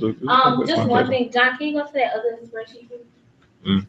Just you got like a minute and 30 seconds. I'm gonna be real quick. Can I make a motion? Give me 30 seconds. You 2 minutes. Well, you got a minute to wrap up after. So you got about 2 minutes. I need you to go to the tab. Where's that membership? All right, so this is what I've been doing every quarter, because is basically how they pay, whatever. There are a few people, this is more so for, Darlene and, the regional reps, or, I don't know. There are some people who I have their name twice. There are some people who, like, it's not really a name, it's just a company. It just say like EMB company. Also, there are some schools, for example, Minnesota, that they have, again, each school gets 5 memberships. They only have 3. So, what I would like to do is to cross-reference this is just for the second quarter. By the way, we have 30 something, people for this quarter. Cross-reference this list with whatever official membership list you have, just to make sure we have the same information. Also, Will Bowie, you guys don't have any members under y'all 5. So you have 5 people that you can reach out to that can be a part of NBGSA and they don't have to pay a membership fee. So, yeah. I'm positive. Y'all ain't have no names on y'all list. You was the only one and you had already paid national dues.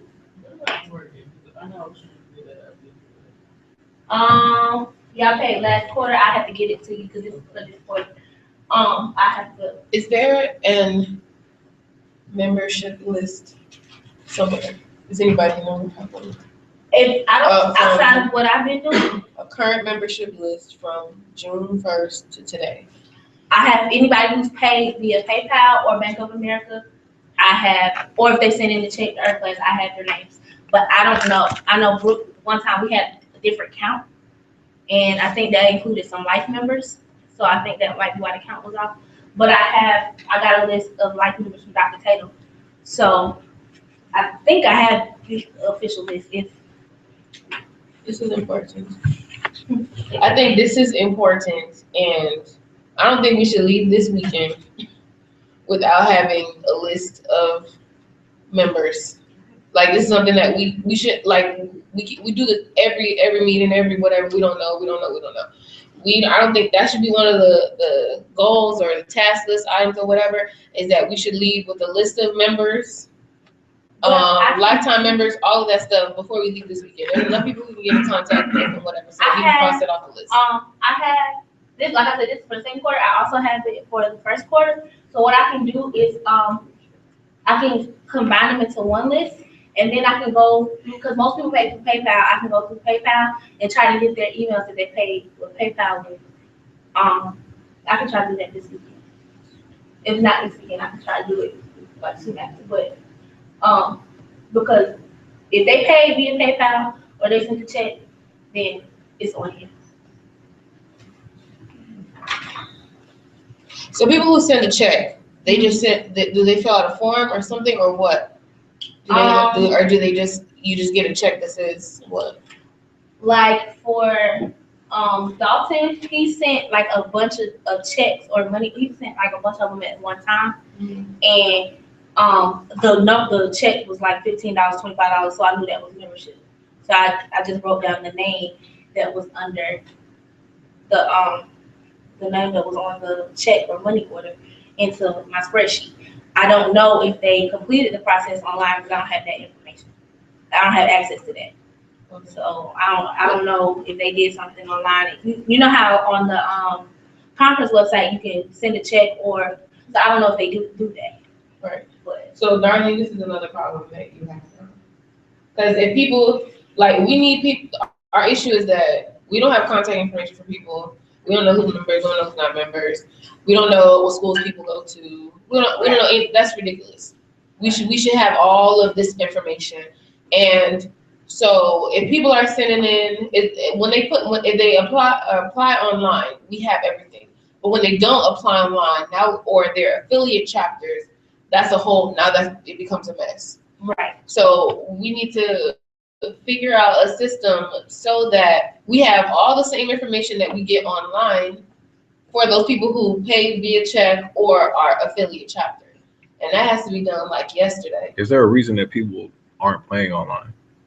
Like, is it, people are paying online. No, I'm saying, like, is there a reason that people are opting not to pay online? I think outside of Dalton this or conference? some of the affiliate, Just send a check. Yeah, I think that when they're sent, like Dalton, when he sent in his check for affiliate membership, he also sent in checks for individual members. But I'm just saying, like, why Because like, the affiliate membership application is a mess, and that's why which we were saying in our list, that's why they send it they print out the downloaded one and then they send it in the mail. well, okay. So my question is there a valid reason for us to still even offer that as an option? Like it just hasn't been set up. Like like do people even really need to pay online? Is there some reason that everyone can't just pay online? Like we can't. If you do that's what I'm you can't pay online all the time when you register, because if your university is actually paying for you, you can't pay for it online. Right. They have to send a check from their From their sales office, so that's why there's an option online. So if you're gonna send a check, same thing with the conference. If you want to send a check later, you can go online and put your information, but nothing's gonna happen until she actually gets the money. So the university has to send the check. Right, and also, I move that we extend, this time for another 5 minutes. There's been moved and properly second to extend this portion of the conversation for 5 more minutes. Is there any discussion? No. Thanks. Well, Wait. Oh, sorry. Do you have discussion? I mean, also, if people are We're gonna. not done yet. We're not done with the motion. All right. All in favor, please say aye. Aye. Any opposed? Please say nay. All right, motion carries. I was in the middle of talking. So that is it. So people, so that's the reason that they have to pay online. However, we need to have a system where Jessica, or maybe since you're the one who receives a check, or Kendra, if you get checks, whomever it is, once they get a check, they need to be prompted that they need to go online and fill out the form or whatever the online system is. Like that $2.99 bothers me because there should be, I should know everybody who pays for the conference. Okay. So if you get a check that says, I had no idea. So that's the person who came on registration day and said, I paid $2.99, and I'm looking at them like, what's going on? That's not okay. So we have to make sure that people are directed, and they need to know that their registration, even though you pay, your registration is not complete until you complete this form online and receive whatever notification or whatever the case may be. So we need to draft some type of language so that they know that they need to do that, or have some sort of audit, or you guys, or maybe you two be responsible for sending that to them. For right now, because it doesn't be good as possible, I've already sent out emails a while ago to the affiliate chapters and let them know that they had space for people. Mm-hmm. So what I can do is send out another email that asks the people that they have to go in and fill out the actual application. Mm-hmm. And I can also go through, for the people who paid on PayPal, I can go through and add another column for email addresses or whatever. And then I create a separate spreadsheet for conference registrations. So if checks come in for that, I can let you know. Right, but I think that step is, unless you don't have, I don't think you have to do that, because one, it's not responsibility. Two, it's we already have all that information. So if they pay via PayPal and whatever, we have everything. We have their region, we have their program of study, we have what committee they want to be on. We have all that information already. Okay. The only people who we do not have information for is people who send paper checks. That's it. So you don't have to go in and do all that stuff. I just think that we just need to develop a system where do those people go? So for me, I would like for, if you receive checks via whatever checks, if you receive paper checks, that information be sent to me so that I can now follow up with those people. Okay. So, or if Darlene would like that information to be sent to her so that she can follow up with that people, but at least I have a name that's written down that said, I got $2.99 for this person, I need something else. Okay, what I'll do is the same way I call and email me when I contact those people, I'll just add that to the list too and let you know, like, so somebody paid, or like when Howard and Charleston send their checks, I'll just send you an alert that you know that it came, so that you can have all that. And this is going to become also a bigger issue when it's time for elections. We have to verify membership and all that stuff. It's going to get messy if we don't fix it now. Right. So to clear some of that up, can we just take the PDF application offline entirely? And then, but they're not even finished filling it out. They're just sending a check, period. And not, no, they fill out, no, when they that's what I'm saying, like the PDF application. Right. Well, not the member, but the affiliate member, not the. Yeah, but people are just sending $25 to NBGSA and that's it, and that's nothing else. That's Yeah, an so issue. how, yeah, so, okay, that is an issue.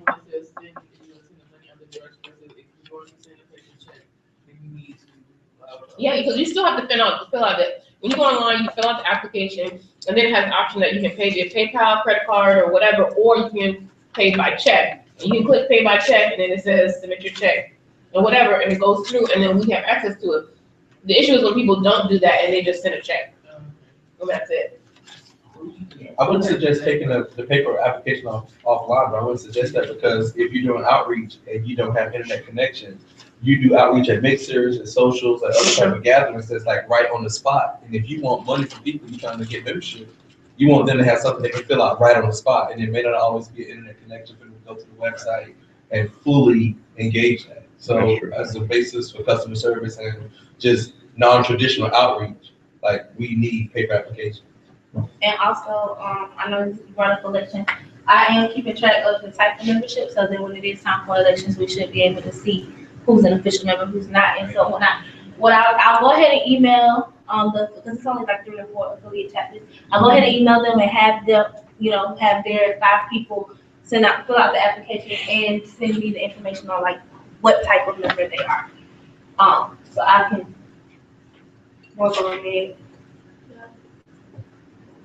I'm really good.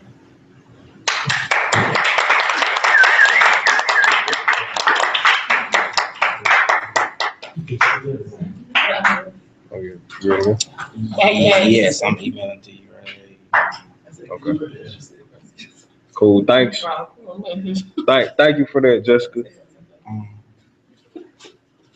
And everybody really has been doing a great job so far too. I just want to throw that out there. Oh, you sent it? Did you get it? I sent it to everybody. What to leadership? All right, hold up. I ain't seen it yet. Nah, it usually just takes a second. Works. Probably still seeing it. It's still something. Is it on the way from Orlando? Let's go. Just chill for a second. And you're on the way from Orlando. Steph. That's how far. Yeah. Are you ready to go right now? I can put mine on flash drive. I'm That's ready. fine. I just need No, I mean that's fine. Yeah. Come on. And just throw it on flash, because hers is only 5 minutes. I got it. Oh, right. You know how I get around. All right. Orlando. Hi, everybody. My name is Stephanie McKenzie. For those of you guys who don't know, I am the secretary. So once John gets my presentation up. All right. Okay. Okay. All right. So some of my last quarter accomplishments. So I finally was able to figure out OneDrive. I had no idea about it. I didn't know how to work it, but I finally was able to figure it out. So I put all of the minutes and all the agendas on the OneDrive story. So if you ever need to go back and you don't feel like going through all my hundreds of emails that I send you, then you can always pull it up there. As usual, I record, maintain, and distribute the meeting minutes, and I distribute and record all the meeting agendas as well. So, John, if you can go to the spreadsheet. Y'all please don't kill me on this, because this is the attendance for the conference calls, right? So if I call your name and you say present, you say here, you're not on mute, you're not talking to somebody else in the background. If I hear you say I'm here, I'm present, then I give you a little X. You can scroll up just so I can see the dates. So from November 9th all the way to January 4th. There you have, if you're present, the gray marks as if you are absent. If you email me, if you text me, or send me a group message, something saying, hey, Steph, I was here, I didn't hear you, or whatever the situation is, I'll go in and I'll fix it for you. So this is the conference call spreadsheet. take a look at it. I'm gonna send it out though to everybody, so you can take a look, and just let me know if you think stuff. I was here on January 4th, and I'll go in and I'll fix it. Who said they was at everyone? The only, well, no, I know Kim, you're always there. A few of you guys, I know that you guys are always on the call, but if you see gray area, maybe it was the time you couldn't make it, Who's got perfect attendance? Kim and John. Kim. And John, yeah. For sure. Let's Present. give it up for perfect attendance. Kimberly Monroe. Present.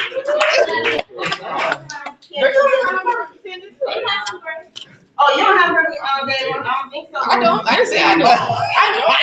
And the daggers come out. But yeah, a special shout out to all. If you have perfect attendance, I do think that really does deserve some applause. Because we all have things going on.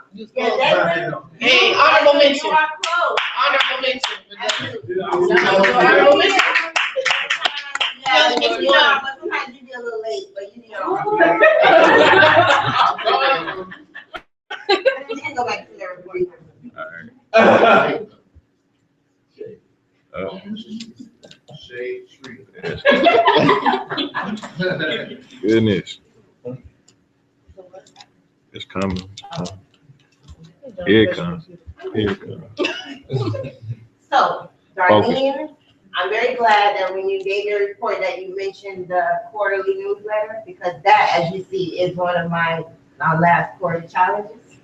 So I would love to work with you, and we can collaborate and come up with an excellent newsletter. Put in the membership information, congratulatory information. We had a couple people get married, stuff like that. Really need to. Like that actually makes you want to be involved in our Absolutely. conversation. It feels personal. Like, okay, so you actually Somebody recognize it. Oh, and there's a couple who is engaged to be married and they met at NBGSA. Oh, see that? That's the story. Yeah. You're gonna do a story on that. I'm telling y'all that.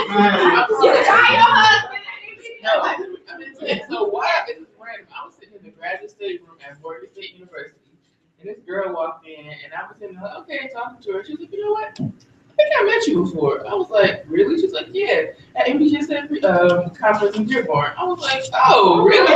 She was like, yeah, I met you there. She was like, she was in Texas or something like that, undergrad time. And now she's at Morgan. I was like, what kind of crazy road is that? That I'm just randomly at the library chilling. And we have a conversation, and she's like, you know what?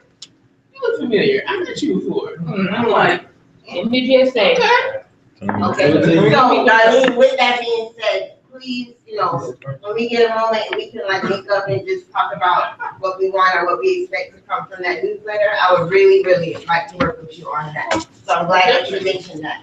So for the next quarter, I'm going to continue with the timely record keeping. I do try and send the minutes, within the week. I've been trying to send them on the actual day. Y'all been noticing that? I've been trying. You had like So I'm going to continue to do that. And also with the agendas, yeah, I would like to receive those That's me. on time. That's on me. Send it out on time. So we're going to work on that as well. Those are areas of opportunity. So I'm gonna, and also with the submission of any reports and any updates, those will continue to be timely as well. So for the conference, Deva or anybody who's on any of these committees, if you guys need my assistance with creating, editing, or revision or distributing any of the actual documents, like you were saying about the letter templates, Darlene, you were mentioning too, with the membership letters and stuff like that, please reach out to me because that's probably one of my favorite things to do, to write and revise stuff. I like to do it. So let me know if you need my help. absolutely. And if there are no other questions or concerns. Good job.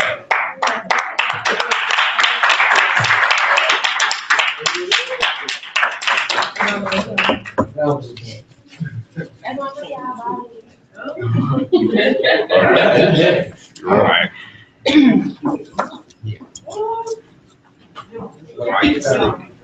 Oh, I'll keep it. Hey. How many minutes you have? 20. Yo. Yeah, I got you. Did somebody else come on there? Okay. No. Hey, quick question. Does everyone have a copy of the Constitution? Nope. It would probably be easier for you all if you follow along with me with this, with my presentation. If you don't have a copy, I can do 2 seconds. No? Okay. I can take 2 minutes and send it to y'all if y'all don't have it. I mean, that would be helpful. Okay, I'll do that. Let's see, let me do it. To the leadership? If I just put leadership, it'll go to all y'all, right? Yep. Yep. You got it. Okay. No.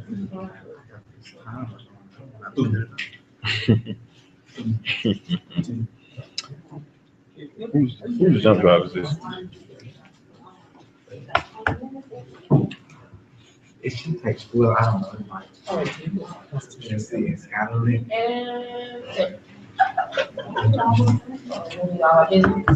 Hey, is this yours? Man? Yeah. Oh, yeah, David said she's getting time. 20 minutes. Right. So, you know, I'm waiting to see. Have you got it out? Send it right now. Okay.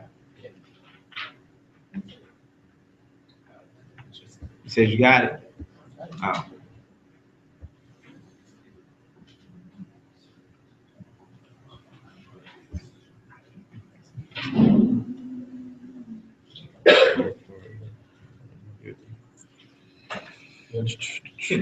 Throw me one of those headphones.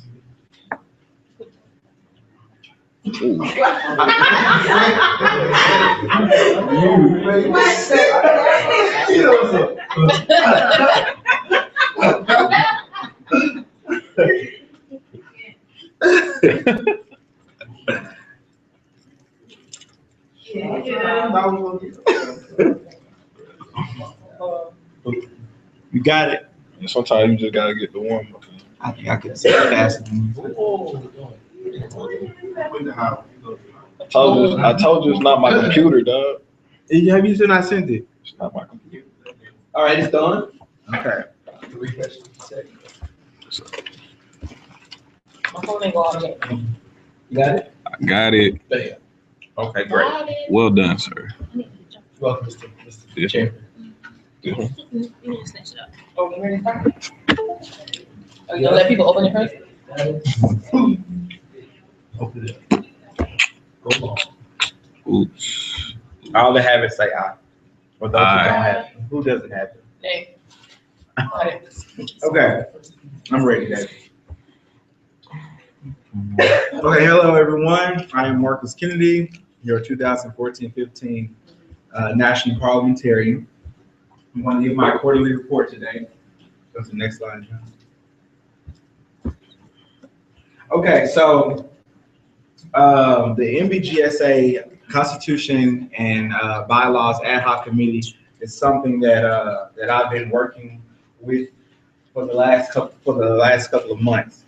So the members on this committee is myself, John Harper, Kendrell, India, and as well as Willie. Our purpose is to comb through the Constitution. The reason is to check for consistency, grammar, flow, clarity, and interpretation. Intended outcomes: identify all interpretations, recommendations, and objections, and then present to the leadership and forward it to the Judicial Commission for its review.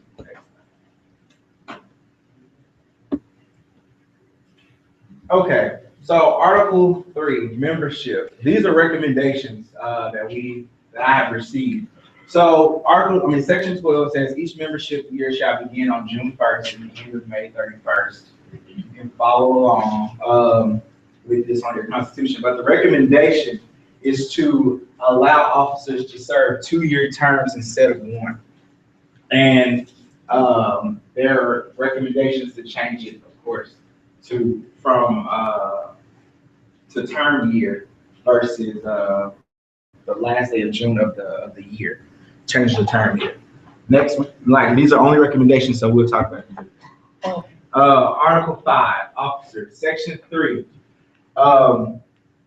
Willie spoke earlier about a vice president for marketing and outreach. So this recommendation is to simply add the VP of marketing outreach to the executive council And of course, like I said, previous slide, make the term of office 2 years instead of 1. Next slide.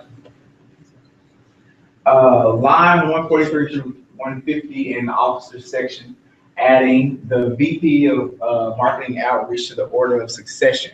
So in the event that the president, the vice president, and so on and so forth, the vice president of marketing and outreach will be added to the succession chart. Where? After VP of membership affairs, right before the treasurer. VP of info is not on there? Oh. Right. Well, you know what? You just I guess, show me another issue. I copied and pasted for the Constitution, so it needs to be added. Is it looking you all? Read you all section Article 5, line 143 through 150. Officers.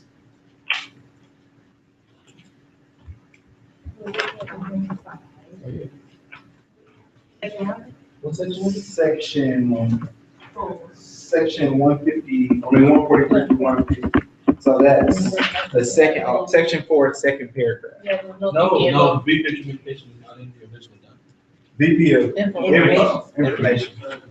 So that needs to be added. Okay. So where would they fall? The marketing, after info, before info? Yes, and actually, since it's a new, I would probably say after all of the vice presidents, the last vice president on the list, on the order of succession. So after, information. Yeah, information. Why, do you have a reason for putting it on there? Reason for the order of succession? Yeah, well, I mean, for having the VP of info specifically in that part of the order. Yeah. Well, if you're going to add it to the executive council, then just to follow suit, they would be in the order of succession.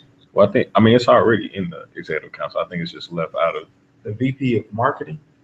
Oh, my bad. I thought you were saying the VP of info would be after marketing. No. I was saying the VP of marketing would be after info. Okay. Okay, next slide. This is a new section. So this is adding the vice president of marketing outreach. So just to read it, this vice president shall be the chief marketing officer of the association and shall serve on the communications committee with the vice president for information services and the secretary. The vice president of marketing, research, and outreach shall oversee the management and implementation of the organization's brand, collateral outreach efforts, event advertising, national presence, and national meeting site outreach. The vice president of marketing and outreach, along with the vice president of information services, VP of membership affairs, regional representatives will collaborate to provide a national calendar, job vacancies, and leadership opportunities locally and nationally via the website. So next one, officers, adding, this is basically just a grammatical error that someone found. It says the VP of Conference Affairs shall be the director of the National Black Graduate Student Conference. And the recommendation was just simply to add association. And I know it's simple, but it's my job to report all recommendations to you all. So, you don't think that it should be the National Black Graduate Student Association Conference? Yeah, because they call it NBGSA. Okay, so this is correct? Mm-hmm. Okay. Mm-hmm. Yeah, it's actually. Yeah, 2015. Okay. Okay. Oh, this is for clarity. This is for Article 7. Meetings. So meetings currently, it says that the meetings shall be held at the annual conference site. So this recommendation was to add various facilities in the geographical route to the annual conference, having our annual meetings at sites en route to. So, for instance, I-20 or Georgia or Mississippi or Louisiana or, Florida. St. Louis. No.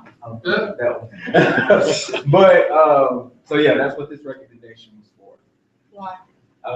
Specifically for travel for funds.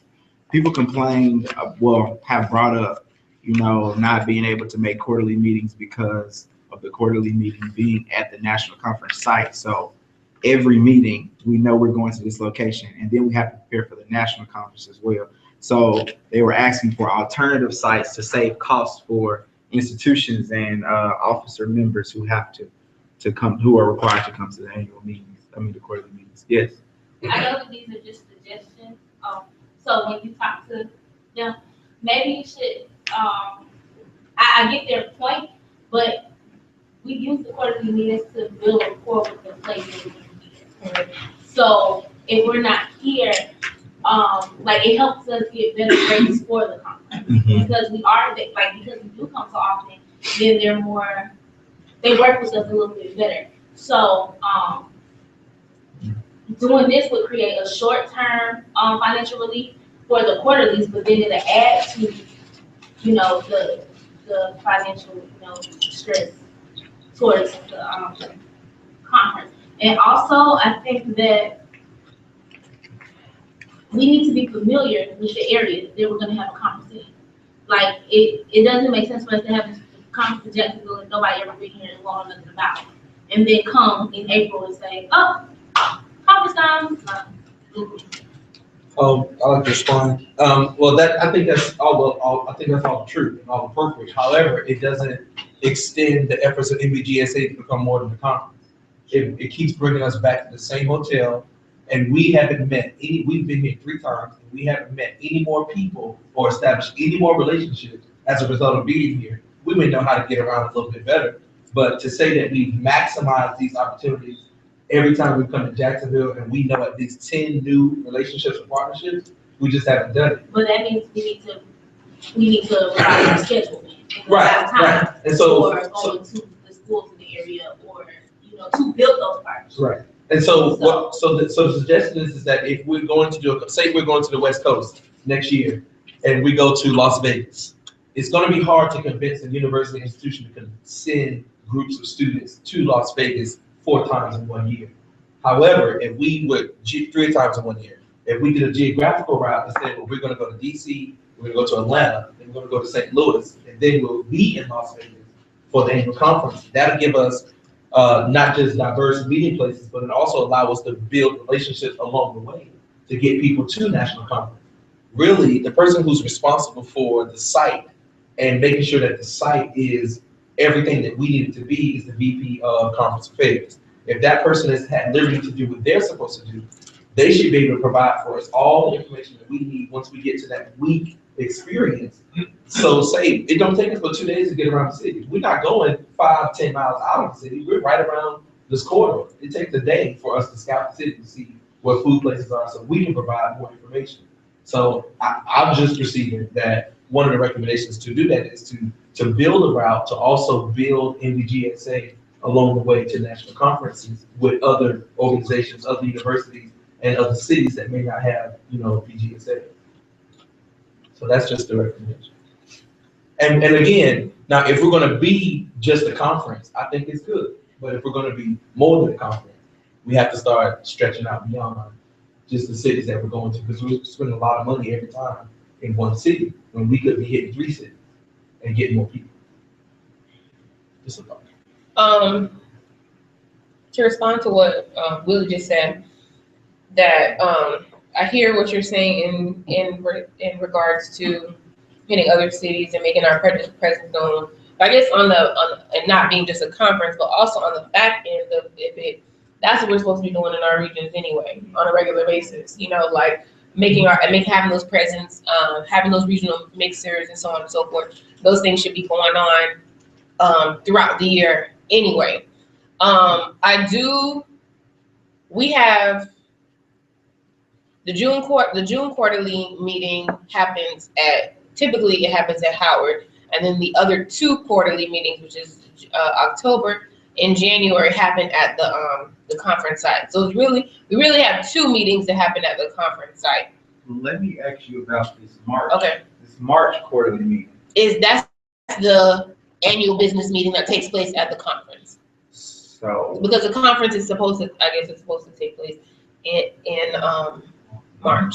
So essentially, there are 2 meetings in DC because ideally, well, as a member, you sign up for the transition meeting that you in June. and then you have to come back. Right, so that's 2 in DC and then 3 in wherever else we are. Right. And 1, which is the conference. Right. Well, I mean, that's included in those other 3. Right.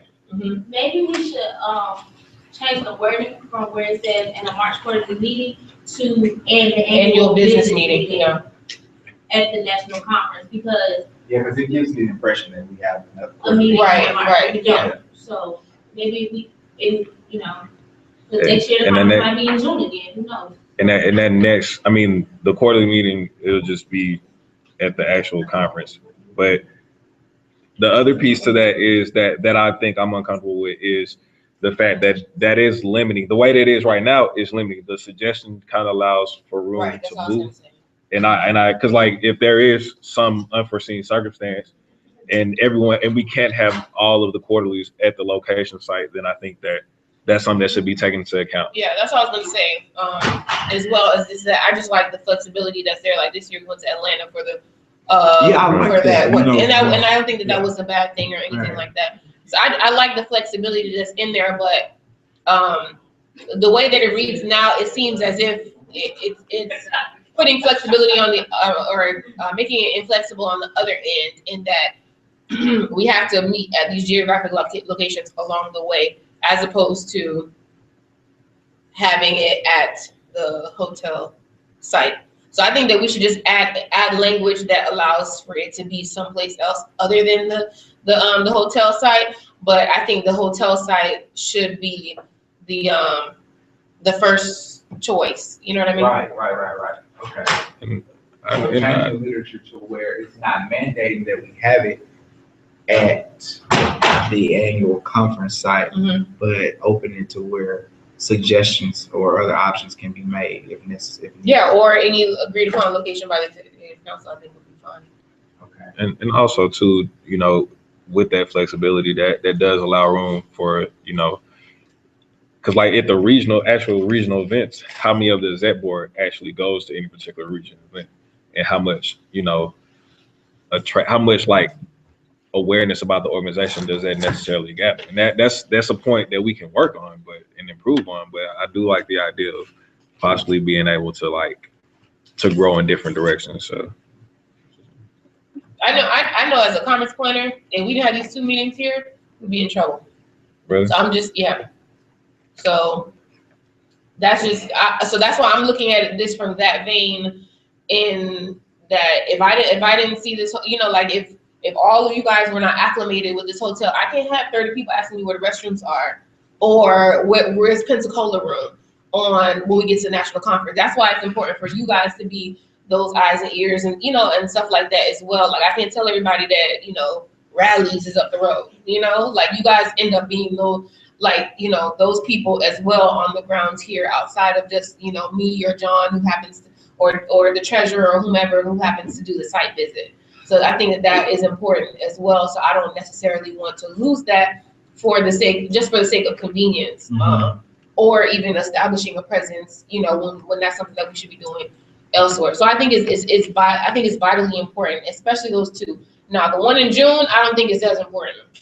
So I think that one we can have a lot more flexibility with, even in October, but definitely would a in counter January. be with an option, I guess, up for discussion, be to have the June quarterly, the transition meeting, and the October quarterly exploring the geographical route.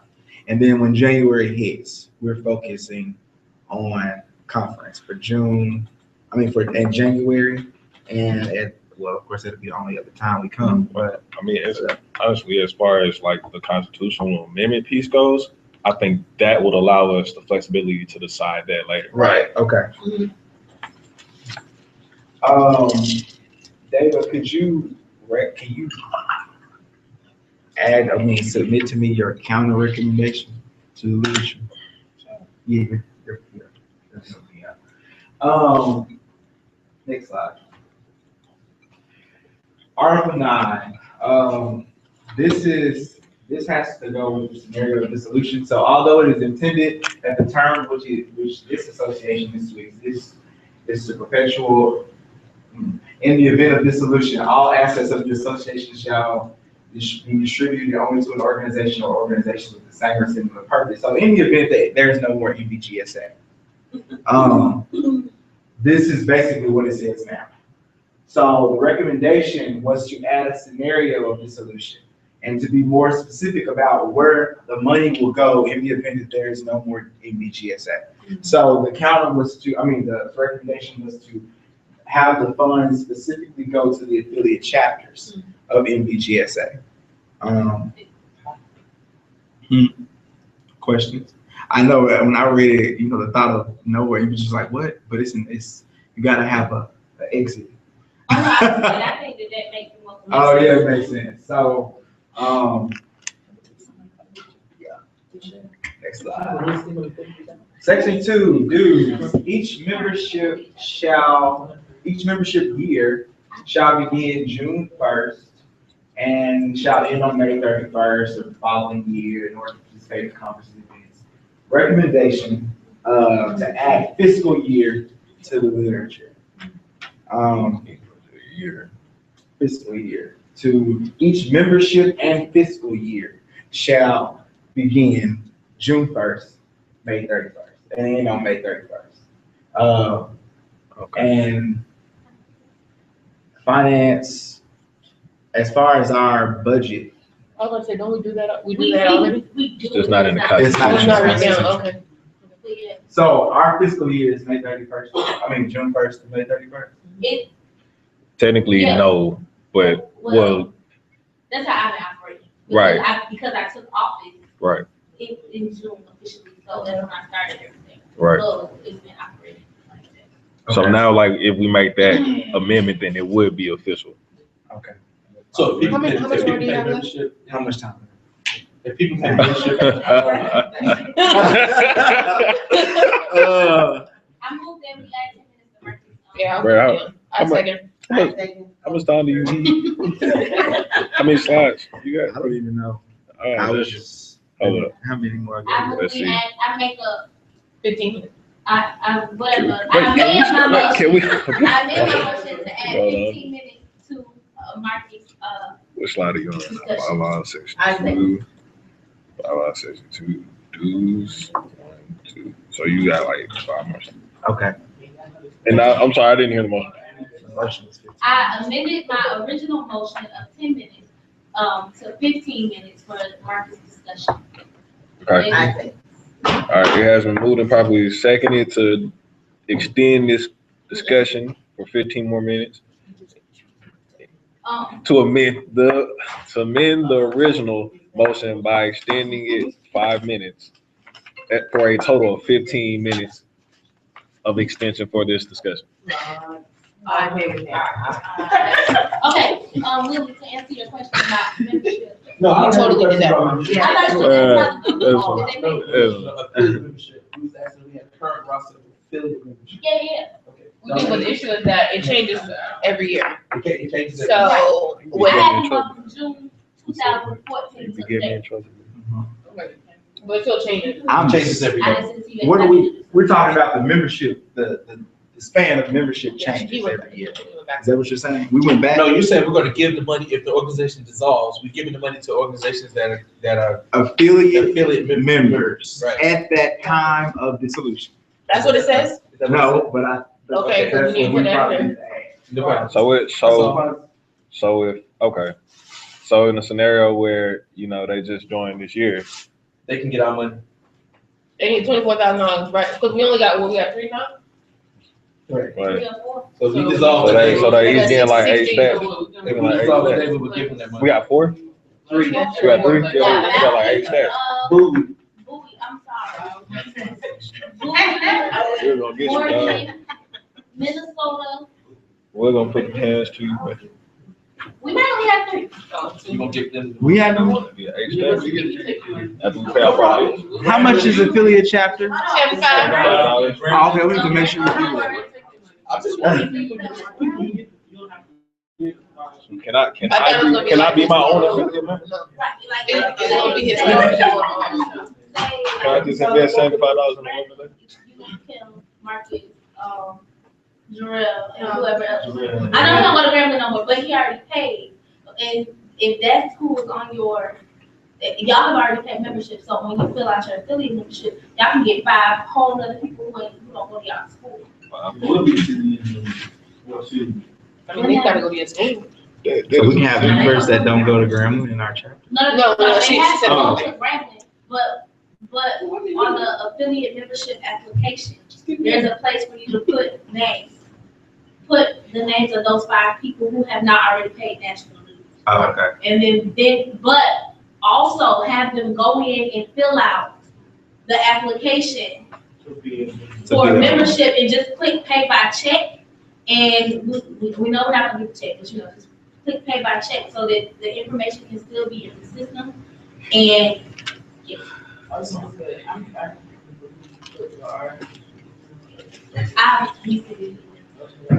And also with that, I'm sorry, did we cut in? Yeah, we are. Also with that, the names, the 5 names, their type of membership. So if you have undergraduate members that you're putting on the list, let me know so I can mark them on the thing as undergraduate. But if they're all graduates, Okay. Next slide. Since John, we're talking, I'm gonna go ahead and go to the next slide. How you moving to the next slide, John? Click on the other screen. You got to click. You got it? All right, now so they're right. Oh, okay. Each membership. Yeah. Go back. Before. Okay. Okay. Section 2, clause B. If both incoming and outgoing presidents cannot be in attendance, then another time shall be arranged to be as soon as possible. So, clarification. Would conference call, this is in the bylaws. Yeah, but are not present where? Okay, so clause at the time of transition. Okay. Yes. So, for instance, like our situation that, I think, Dr. she wasn't at the quarterly. So I guess for clarity, they're asking for some sort of, wording to be put in. A president has to be there pretty much. Yes, or can they use other alternatives if they can't be face to face, like we are now? Can they use a conference call? Do they have to attend the meeting? Yes. Like Yeah.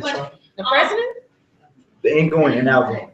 So what happens if either one of them can't view it? First question is, the way this reads right now is if both the incoming and outgoing presidents cannot be there, it means like they both can't be there at the same time. Right. Right. So, and you're saying that we just need one there. No, I'm saying. So what you're saying, we don't need none of them there. No, the recommendation is the recommendation was sent just like this. He's representing the committee. So I can take these questions back. I can take these questions back for clarity, but, And this is Somebody need to be up. Somebody need to be up. If they're not there, then we don't have it. That's crazy. Anton wasn't there, but we still went on. Right. Because John, incoming president was So there. that should actually say if both. But it says that. It says it. No, in I'm both saying, the- because we still went on, I'm saying, it should say or instead of and, or the both needs to be gone. If the incoming or outgoing president. No, but that's what we're saying is that you basically is that the question is if the incoming and outgoing presidents cannot be present at the transition meeting, should we still have a meeting without them? Either one of them. And I think it's yes, you need to have a president there.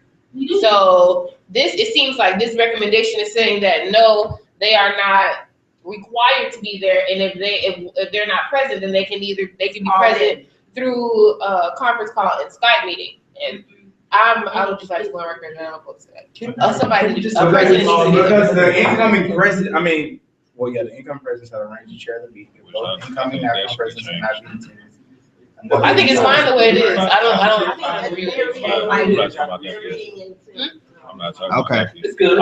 Like so according to the Constitution, I want to point this out too. According to the Constitution, it's the incoming president's responsibility to plan.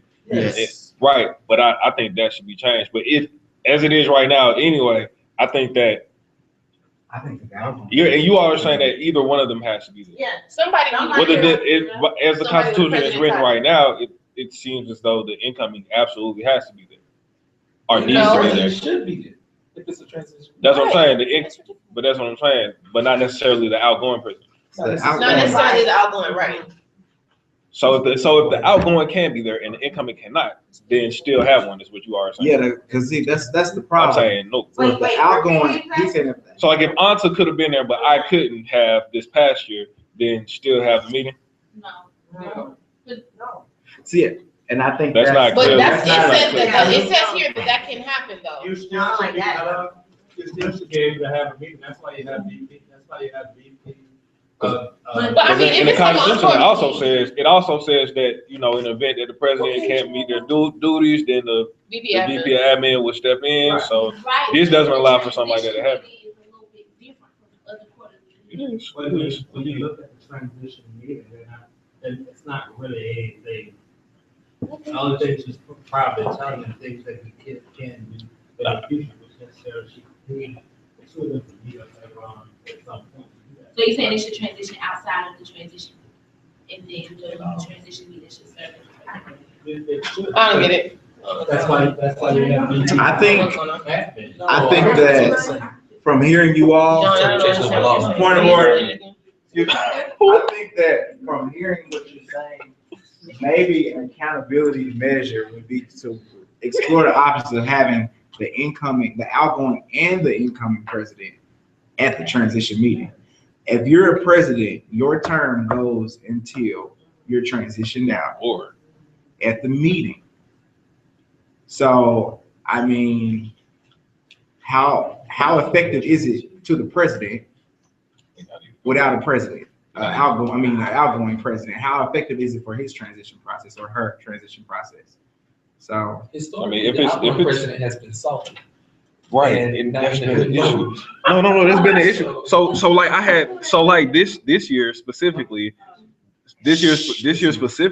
I didn't have much, and it wasn't like I couldn't reach out, but our relationship was strained, So I mean, with respect to planning the transition meeting, that fell on the new transition team. That fell on the new team that was transitioning in. It had not as much to do with the old team at all. So I'm saying I think that the responsibility, if we're talking about bringing new people onto the board, I think the responsibility should fall on the old team, not the new one. I think more so than the new one. I personally, that's what I think. Hey, John, Clause C in the Constitution says the incoming president shall arrange and chair the transition meeting. Yeah. D says if both the incoming and outgoing presidents cannot be in attendance, then another time shall be arranged to meet as soon as possible. So the incoming president already chairs this transition. But I'm saying I think that the outgoing president should be responsible for chairing that meeting. Oh, so that's another conversation. That's another conversation. But this one specific, it kind of pertains to this one because, like I said, if Anta could have been present this last transition meeting, and I couldn't, then do we still have the meeting? And I believe the consensus was like, no, we don't need to have a meeting at that point. That's what the Constitution says, right? According to the Constitution. Right. Well, I think that like the sole reason for me bringing this to you all is so that as a leadership team, we can submit recommendations as well to these to somehow, I guess, be able to interpret what's really going on, because we know these are members that's not on the leadership team. Some of these people. Yes. Well, oh yeah. Sorry. This is still but I think, John, if you can is there a second? Oh. We good. Your time is still Gotta follow order. No, but your time is Oh, I'm still good. Yeah, 12 minutes. Okay. She's saying make it 22. No, So it's open. It has been. how much time had passed. I just feel like it was a long time. You got 12 minutes left. So that's during the discussion. This is a discussion. Do we need to carry the motion? No. No? All right. Withdraw. Okay, so I'm not. if you guys could, which it would be helpful while we're going through this, if you have a counter recommendation or something that goes along with this to write those recommendations down and just put what section amendment that it goes with, so I can send it, so I can put that all together. Next slide. Okay, so this is adding a new clause. The fiscal year shall begin on June 1st of each year and shall end on May 31st. And yeah, they want to add a new clause because it doesn't have a clause. The only clause it talks about is membership. It doesn't talk about fiscal. So, yes. Clause 369. What does it Line say? 369, clause E says the fiscal year shall begin on June the 1st of each year and shall end on May 31st of the following year. So it's in there? It is. Yeah, but this suggestion is saying Adding fiscal. to clause A and removing this altogether. Oh, because it's removing this repetitive. clause, yeah. So, Remove to clause A. because it's just like the first clause. The first clause says the membership year shall begin on June 1st and end on May 31st. So it's that one. Getting rid of this clause and just adding fiscal to the first clause. Okay, which is, that's what somebody else just suggested. Yeah. Okay. All right, next slide. Executive Council and Commissioner, Section 3. It's repetitive. It's in there twice. So it says that dues expire, if membership dues expire while a team member is in office, dues must be paid in full within 30 days, or sanctions can be imposed by 2/3 vote of the Executive Council. And it says sanctions can be imposed by vote of Executive Council members. So it's repetitive. So recommendation, remove the repetitive sentence. Next, elections and voting. The nomination and elections committee shall convene in February for the purpose of selecting, certifying, and the credentials of at least 2 candidates for each executive council office and preparing a preliminary slate of nominees. So, clarity. February is next month. Elections, Rashawn, do you have anything in your standard, in your SOP that has to do with this? Okay, so executive, yes, yes. Hi, Marcus. Concerning SLP, we really can't do it the way it be done. I'm sorry, let me put my professional voice on, I'm sorry. We can't, really execute the SOP until we complete the bylaws, because the SOP relies heavily on the bylaws, and so a lot of the order of how it's, I'll show you the documents, but we have to do this first. Well, I'm saying the one we have in place, the standard manual. Is there any literature in there? That's not one for you, is it? Okay. Well, somebody, you guys I think, nah, and that was part of the issue because of the stuff that happened, I guess, in the past, which is why that clause was put in there. But I think that, like, my intention for tomorrow was actually for you all to begin that process, and be able to walk away with something that, it's January instead of February, but essentially that's what I want for you all to do tomorrow. Naja is not here, but in June, Naja made a recommendation that we send out, I guess, on a listserv, whatever we use to send out information, we send out information about the position. And then once that is sent out, the positions and the credentials, have people start sending in those credentials or whatever. But Naja was working on something a while ago. I don't know if she's still working on that or whatever. But so maybe contacting her. I haven't heard anything from her. I sent her this too. Yeah. See if we can get in touch with her tonight. Yeah. Okay. Next. Election and voting. Official members of the association may take an action otherwise within the power of the executive council. Such an act by official members requires the completion of the following steps. You can read along. It doesn't really state what this is for. Official members of the association may take any action otherwise within the power of the executive council. Is it within, if you disagree with election procedures? Kendra? Or if you, maybe I if think you it might be disagree with like the an votes? appeal. It might be like an If you, appeal if you process. disagree with the outcome? I'm guessing, I'm trying to use my deductive reason since it's in election and voting.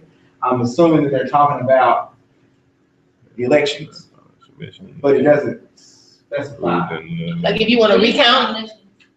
Yeah. It seems like if you want, like, because it's saying if you want a specific action as it relates to election and voting. So maybe if you want a recount or something like that, or if you want someone to be removed from the election, I don't know. Or if you just, if It you seems like disagree, whatever the action is, you need to follow those. No, okay, like last year we had the thing, because it's part 4, it says in part 4. Last year we had the thing with the VP for admins. So what could have happened was they could have gone through this process and asked the executive council, which I don't know if that's what they did, but as the executive council, can we like redo this or whatever? And based on what we decide as executive council, they can do whatever to redact it. That's what I'm. Well, a written statement of the proposed. but I think it's just saying that any member can take any specific action as it relates to election and voting by taking these 4 steps. Period. Okay. And it's just telling you, so if you want to do something, instead if you don't like something and you want to make a change, these are the steps that you do, that you go by in order to do that. So we need to simplify this for this. They get a little more plain language. Why are there so many words? Right, it's entirely too long. Same. The Constitution is hard. That's why I don't read it. Does it have to be? Does it? Tell me what the rule is. Right. But does it have to be? That's why we need to have a judiciary committee to interpret the law.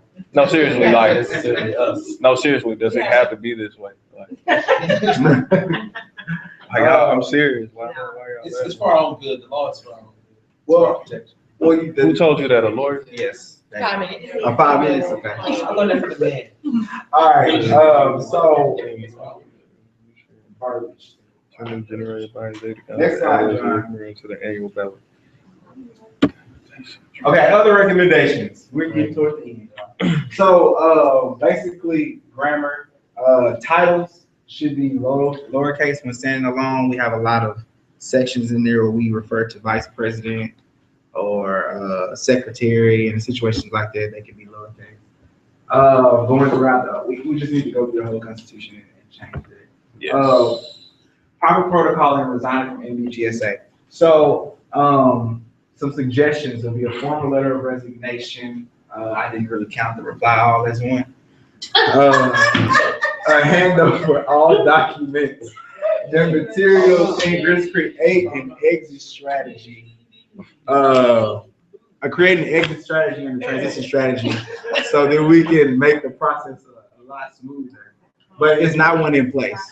It's not one that you can even refer to. So that's very important. And just to go on with what Willie was talking about earlier, that whole process, even including, corresponding to the membership and stuff like that. So next one is the bylaws have clauses and the Constitution doesn't. So when we get to the bylaws, it says clause A, clause B, clause C. And in the Constitution, we don't have clauses. We have sections and we have articles. So, just taking out the clauses and making them sections in the bylaws instead of clauses. Next slide. Oh, timeline. So February, my timeline will be to secure funding for our national conference, to attend the national conference for myself and for the rest of the officers. Prepare materials to prepare for the business meeting at the conference. And I think John asked me to do another training in parliamentary procedure at the conference and Robert's Rules of Order.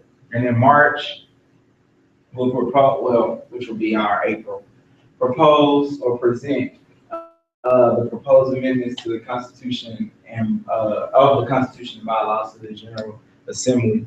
And at the at the conference meeting, they will vote. For the rest of my time in office that I have left, I have revised Constitution by the end of April. From there, engage in a transition period within the parliamentary elect and attend June quarterly and present my final report.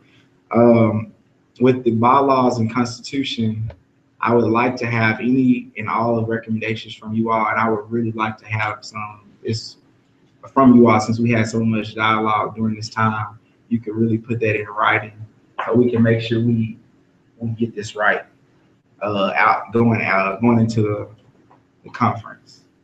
I think that's all I have. I have a question. Yes, Sorry, y'all. I got one question. it's fine. You know what? Go ahead. You're not eating much tomorrow. My question is can we propose, or is it allowed to have an undergraduate representative on the executive board? Or we're not allowed to? We can. I mean, it could be just submitted, just like we added we gave the reps votes last year. Recommendation, we put it on the ballot. Once we vote, we put it on the ballot at the conference, and the general body votes on it. So last year, a lot of, when we did the whole who's eligible to vote thing, a lot of the undergraduate members who were there felt caught off guard, and they felt some type of, like, oh, I paid money from the conference, I can't vote. So maybe if they can vote on the undergraduate representative or something, and so that way they can still get a vote too, and they'll have somebody on the executive board that can kind of keep them in the loop and maybe help push the door grad school or whatever the case is. You know, they actually are allowed to serve on the advisory committee, and so they can be on the leadership team. But as it stands right now, I don't think they can serve on the executive board. Because to have an official, and to have to vote, you have to be an official member, and to be an official member, you have to be a graduate student. Right. So that's a problem. And this is a privilege. This ain't just. But they can serve though. This is a privilege. Darlene. It's an honor. I had a question for that, because that in itself to be amended, like to be an official member, you have to be a graduate student. Yeah, it can be. Yes. Because that in itself could help with just building membership. So it's like, I'm an undergrad student, I paid my fees to be, a member of this organization, and then I paid my fees for the conference, and now it's like, I'm not official because I'm undergrad, but it's like, I participate more than most of the officials. Mm-hmm. So. But it's still the national black That's true. graduate. I agree. It's true. Cause like, I wouldn't be interested if it was a whole bunch of undergraduates running around here. Conference time. I wouldn't. It was just part of the reason why. I'm just saying. I don't Maybe for undergraduates, if we give the associated affiliate chapter a vote. So you have a voting delegate for your chapter if you're an undergraduate student. Say it again, slowly. Like, instead of giving the votes to all of the undergraduate students, right? What if we gave them an affiliate chapter vote, and they have undergraduate delegates?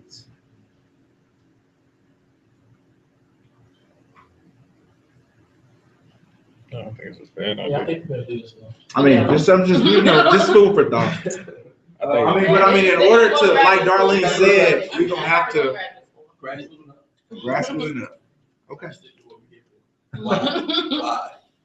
It's not. Same way like you would have, like, if it was a national black undergrad, I wouldn't go and try and be, I'm just not, nice, it's not for me, so you just gotta find. Gotta wait your turn.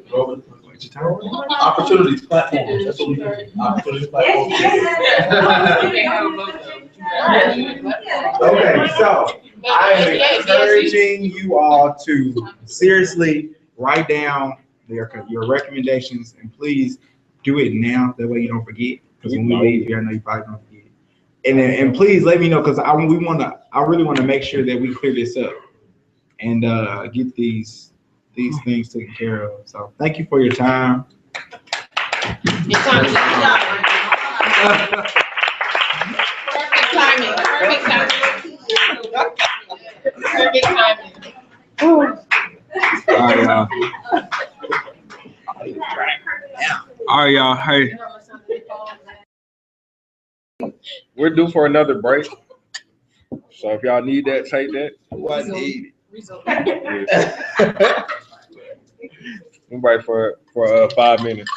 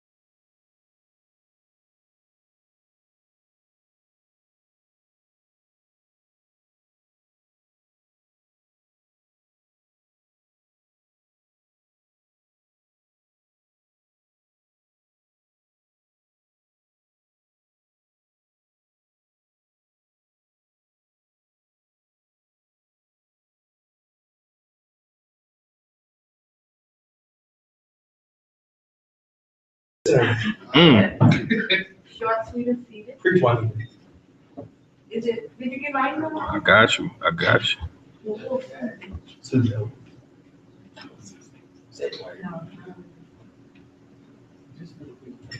Yeah, just talk to us. Why your file so big, man? Ken, what you gonna be talking about? Why your file so big? So why is your PowerPoint so large? I got it. It was just like 14 megabytes. I just downloaded like 14 megabytes. Man. I don't know. I don't know either. You good? Kim can say You good? Yeah, Kim can sing. Okay, you better let us act. You open this thing. greetings from Grounding State University. I am Kimberly Monroe, historian. You can go to the next slide. Some of the completed and current tags are the biographies for the founders. So far, I've only gotten 3 from the founders and with their headshots, and still waiting to hear back from the other 3 founders so that we can put that on the website and possibly present that at the conference. The survey for the second quarterly you all filled out as far as our strengths and weaknesses of how we can better quarterlies.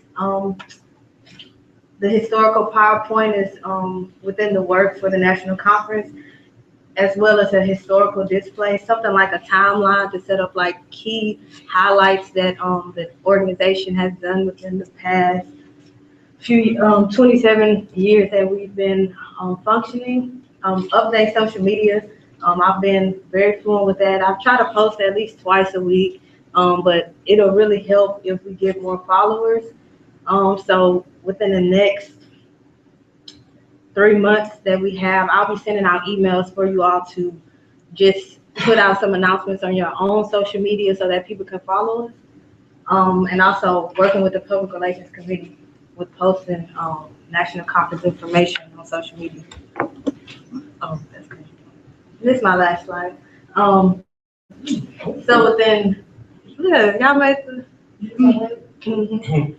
from January to April, I'll be, like I said, sending out emails to the leadership team to promote our social media and also the conference.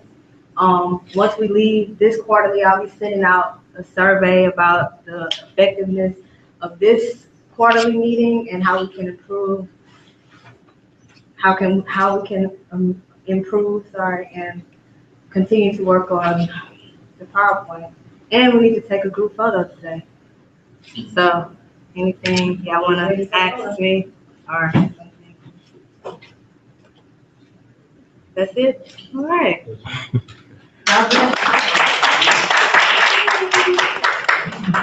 That was amazing.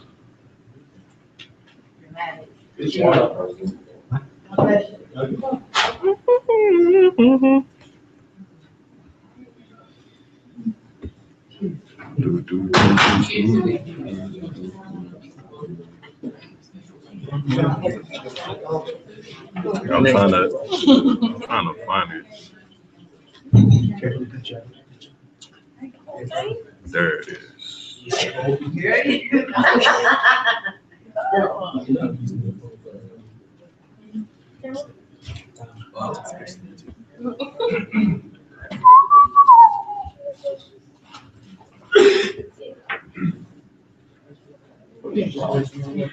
Marcus, you can raise your hand. I need a background. Oh, there. Oh, okay. How everybody doing? Wonderful. Good signs of living with our footsteps on the move. Greetings and salutations from Grambling State University. Ladies and gentlemen and judges, I mean, you guys. As you look forward on the 23rd and the 24th, we're having our conference. Right now, we don't have that many people that signed up, but we have a gang of guys from Grambling. They will be attending our conference, so it's better than none. We're not going to charge for the conference this year, but however, we are charging for membership into the organization.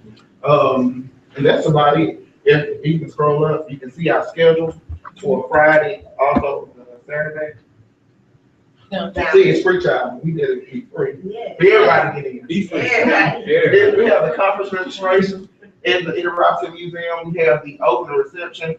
We have, right now we're trying to get Rick Gallo to speak, this, Senator, excuse me, Senator Rick Gallo in our, open at Vision Hall. Scroll up here. Conference, poster presentations, research roundtable, leadership workshop that, Marcus is working on. And eating and breaking our closing meal, and then we'll head on to our basketball game. So this concludes our week at Grambling State University. Oh, love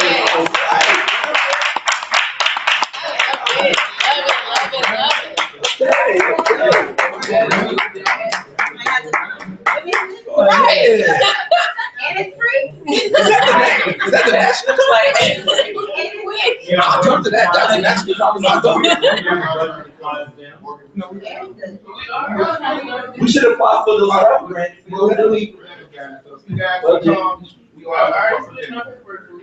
What day? 23rd and 24th. And that's what we should probably do. If people need speakers, I mean, we should probably try to like get our executive council leadership. Because people might be willing to. What's up, basketball? Oh, yeah.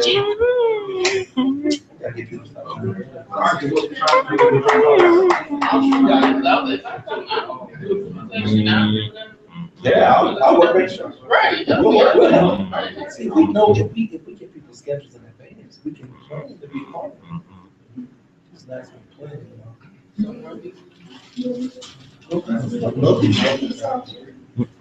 Central. Oh, what's up? What's up? Do y'all wanna go? Those are, this is y'all two. Northeast. Yeah. Northeast? Yeah, Northeast. Oh, yeah.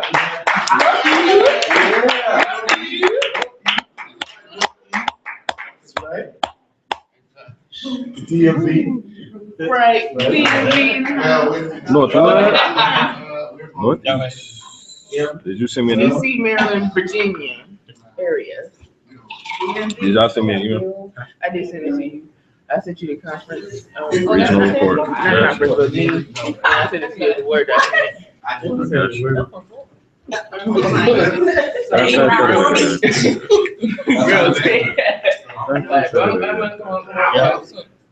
There you go. There you go.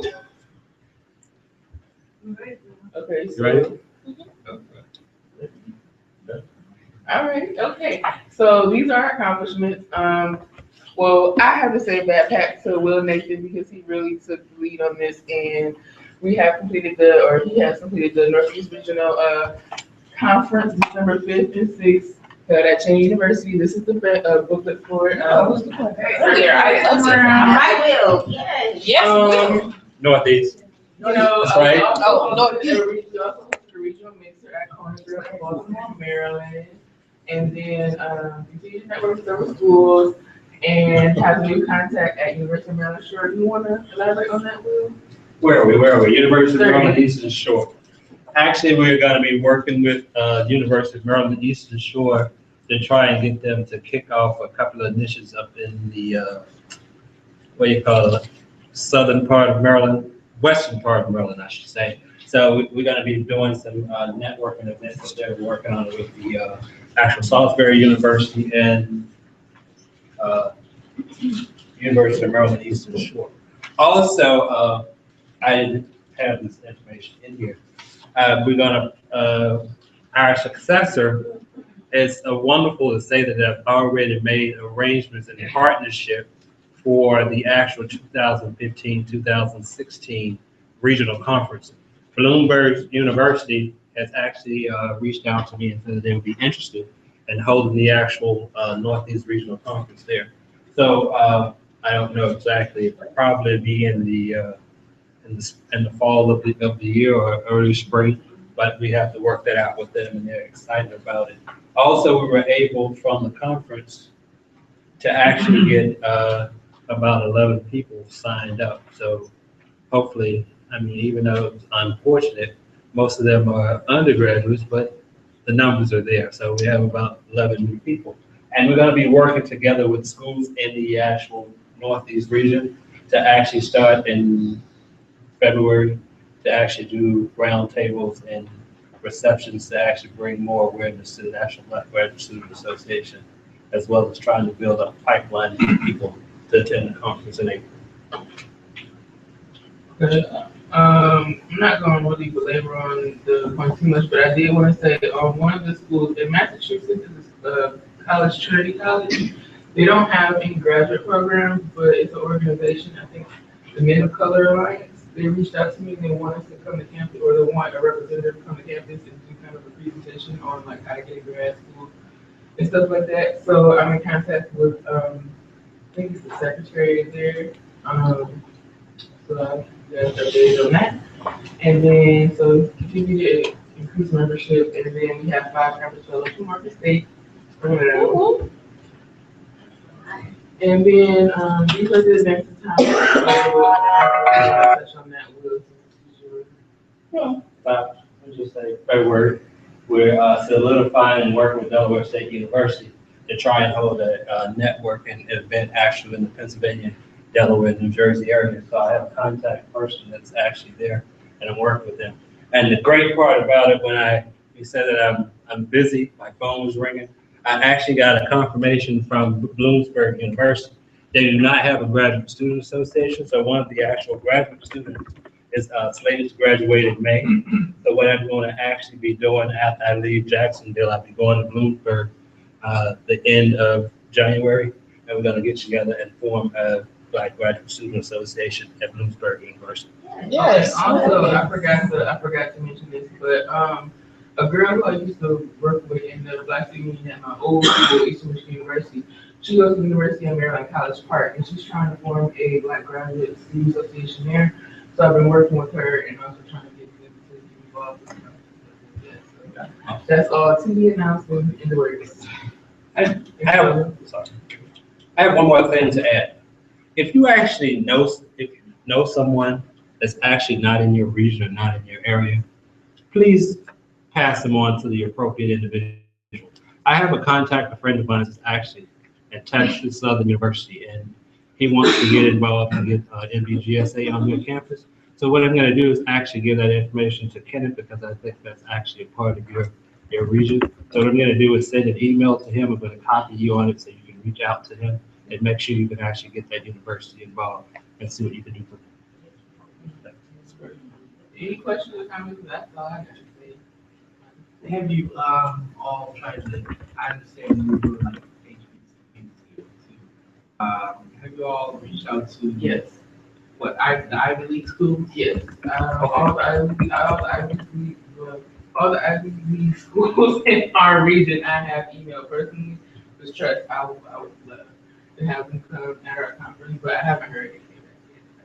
I've used both the, because one thing I noticed is using the secure server, the org, sometimes people are not as prompt to respond to the org than EDU. Right. So sometimes I use my school email address, and I seem to get a little bit more responses back from there. So I don't know. I got a contact for Yale. Okay, good, because I emailed them, so. Okay. I got a contact with you. Okay. Awesome.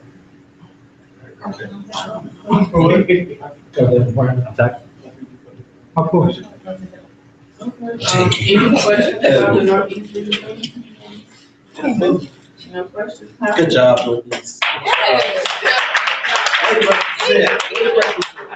Not just about your institution. Right. Pass. Like your Support. Like, what have you done in the region? Not just that. Right. All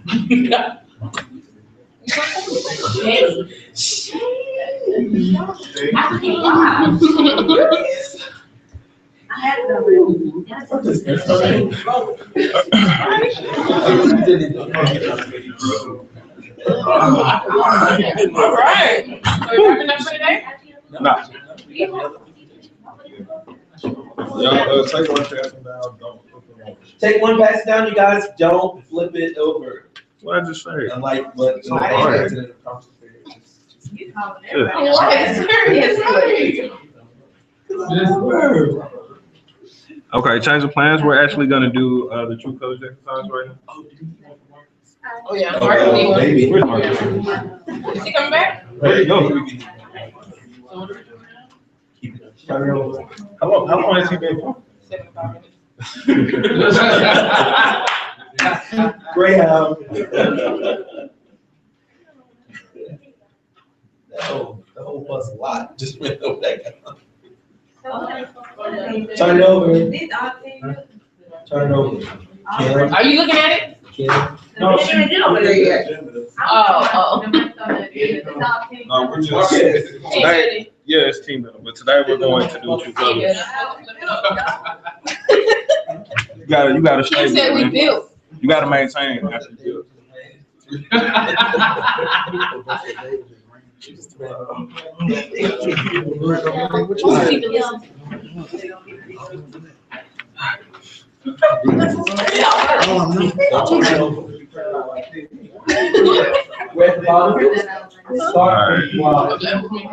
No, we're actually. Oh no, sorry. Yeah, we're actually gonna do true colors.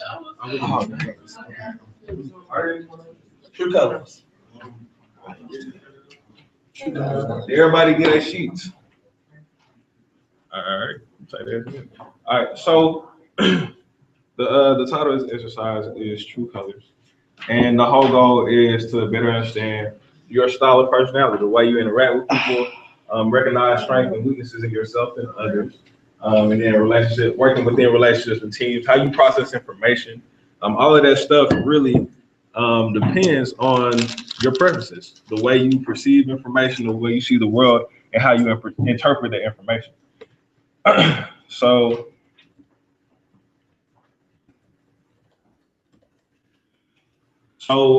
it really, the whole idea of personality type of stuff kind of started back with Carl Jung, who was a student of Freud, went off and kind of did his own thing, and he really started to explore different similarities that people had and patterns that they had in the way that they interpreted the world. And so what he noticed is that people want different things. People have different motives and needs, and then they analyze and conceptualize and understand things in similar ways. So there might be someone in the world that you absolutely click with. Like everything that y'all say, like y'all finish each other's sentences, you all, just operate the same way. You understand how they think. And we tend to think that, everyone who doesn't think that way is just different or wrong. But really it's more that they're just different and they see the world differently. And they probably feel the same way about you. So people who built all this work, Myers-Briggs, you probably have heard, are familiar on some level with Myers-Briggs. If you ever heard the term introvert, extrovert, then that's Myers-Briggs stuff. That's all personality stuff. And Myers, Catherine Briggs and Isabella Myers, they came up with that inventory. And a few people built upon that stuff. And they ultimately, these are some of the things that they came up with. So what we're gonna do today is true colors.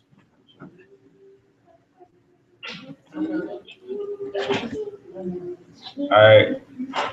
So what I want y'all to do now is you can flip the paper over. Right. Say what?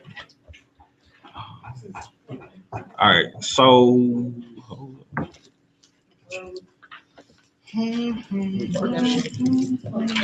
what I need for everyone to do is just go ahead and fill it out. And so what you want to do in each row is read through all of the letters. Read through all of the different options and fill in the score that is most like you. And then go to the one, so A, B, C, D. If column A, which is active variety sports opportunities, if that's the one that you feel most connected to, you put a 4 there. And then so on. So if C is the one you feel next most connected to, like warm, helpful, friends, authentic, if those words resonate with you, then you put a 3 there and do it all the way to 1. And so you want to do that for every single row.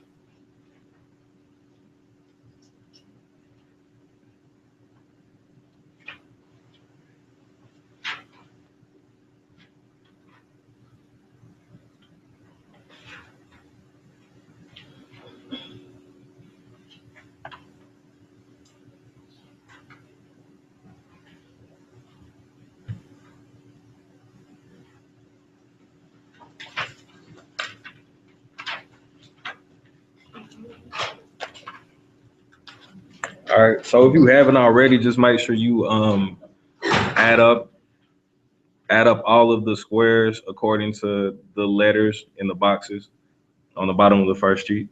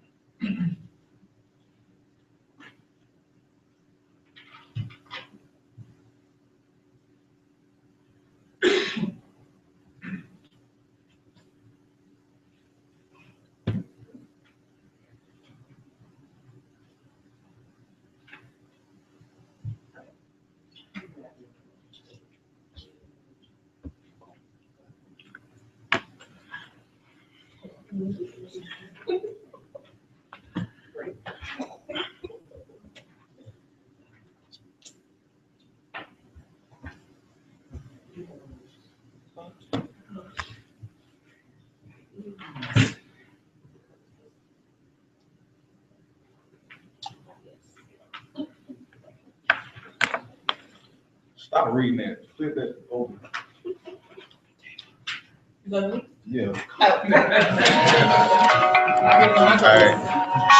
All right. Raise your hand if you had the highest number total in orange. Highest number total in orange. Pick one. You can't pick one. You have to be both. I'm both. It's Pick equal. one. So raise your hand if you had the highest I know total which orange. color you are. Orange. Orange. David, you're definitely doing. All right. So Marcus, Marcus and Stephanie are the only people that have the highest number total. Yeah, that's the one. If you have two, so if you have two in the high scores. If your highest score is orange, raise your hand. All right, cool. Orange. If your highest score was green, raise your hand. All right. If your highest score was blue, raise your hand. All right. If your highest score was gold, raise your hand. What's your second highest score? Okay. That makes sense. Okay. Cool. All right, cool. We're gonna do a quick. So now what we're gonna do is a quick activity. I need all the oranges to go there. You have to like get up. Yeah, you gotta get up. You gotta get up. I need for all the oranges to go here. I need for all the greens to go orange. So that's right. If your green was high, if your green score was high, Put the blues right here. right in by the room. If your blue was high, I had like blue 18 right or here 17, again. so something else real close. I am 15.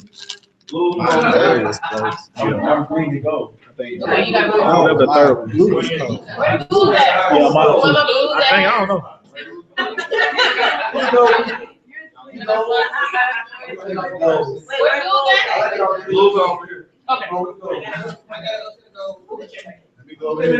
Green. They got two. Like green. But I'm really like a blue and a gold. That's what I said too. I'm really like. Girl, I'm gold. I was green and gold. I'm gonna go green and gold. See? All right. Maybe you just took it all. See, you can't put it on. Oh, this is yours. Orange color. Cause see, it's blue. Marcus, you're. I'm orange. Yeah. We supposed to listen to, I didn't get my face. Orange haters. Oh my Jesus. Team blue. Is this the blue team? Congratulations, blue team. Way to go, way to go. Oh, all right. So, I'm not by myself. There's okay. Uh-oh. I ain't by myself.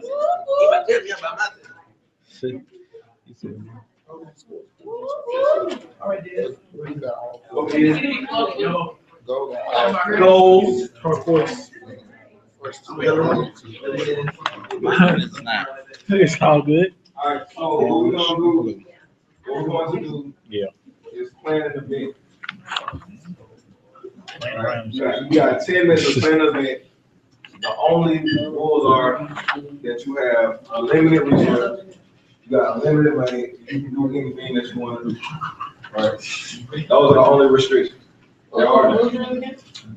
You got unlimited resources, unlimited money. You can do whatever you want. All right. So that's all it is. That's the event. Okay. All right. So y'all have 10. Y'all have 10. No. Who's You not need the seconds to go. No, you don't need the seconds to go. I already looked at it. You just plan an event. This is terrible. Who is it targeting? We need to do like Do you target anybody? Huh? Oh, you Somebody targeting go on, anybody? we're going this time. Come on, kids, let's go on this time. Okay, yeah. You want to talk cheerleading or what? Now, hold on. I guess I wasn't. Y'all were a team, right? So as a blue team, we go out planning an event together, right? Yeah, Right. Team blue, our thing's gonna be big. Oh, we moving? Okay. We can do Like that. I said, Oh, yeah. You know how to yeah. Like a funny one, like a wipeout. Yeah. You remember the one that used to come out before Wipeout? The one with the Chinese, yeah. the Chinese one. Yeah. I forgot what that was called. I don't know what this is called. So who is it again? HBCUs against each other? Yeah. Yeah. Can't, you just don't want to do the thing, man. What is that? Reclusive? Learning quiet. That's the first thing. Problem solving.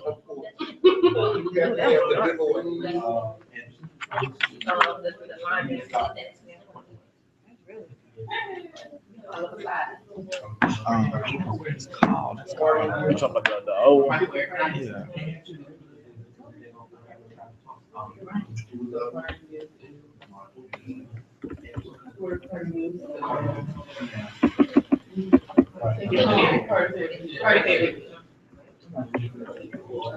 Wipe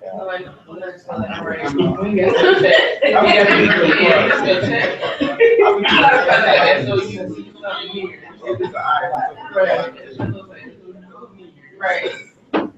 Okay, well, we don't do the resources.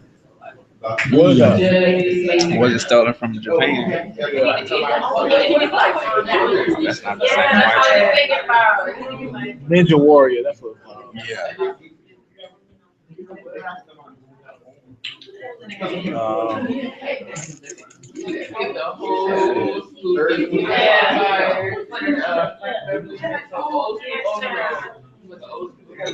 All right, who got HBCU?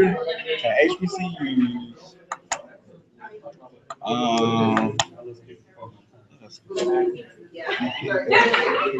me go to my Spotify. I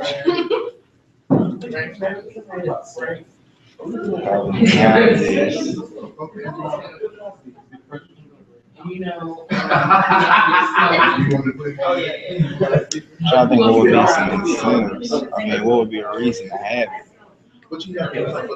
Or man, like I'm thinking about it, we could start like a bowl classics, man. You know, the Division II HBCUs, Division I HBCUs. Just have a bowl, you know, and that'll be like an inspiration for the maybe I should the schools that compete in the bowl or like a tournament, really. You know what I'm saying? And you know they was trying to do the MEAC swag. Yeah, that's what I'm thinking about that from. So yeah, and shoot. So like a bowl game with all of the all HBCUs, like Division I, Division II, NAI. And that's it. Yeah, that's it pretty much. And then how we select.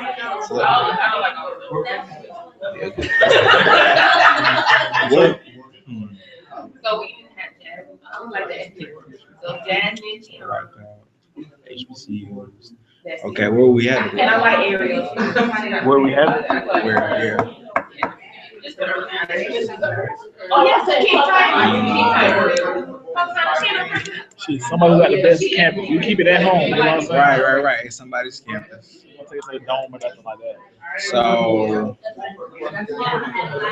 what campuses have you seen? I haven't really seen too many HBCU campuses. Other than Tennessee State, they got pretty Tennessee nice State. Yeah, okay, I've been there. Tennessee State. Savannah State is pretty. They look okay, but I think between those two, TSU got the best one. I'm trying to think anybody else.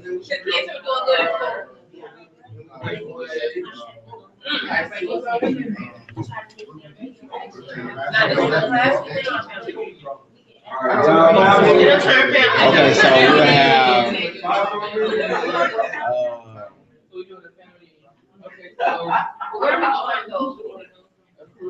incentives. I mean, what are we gonna do with the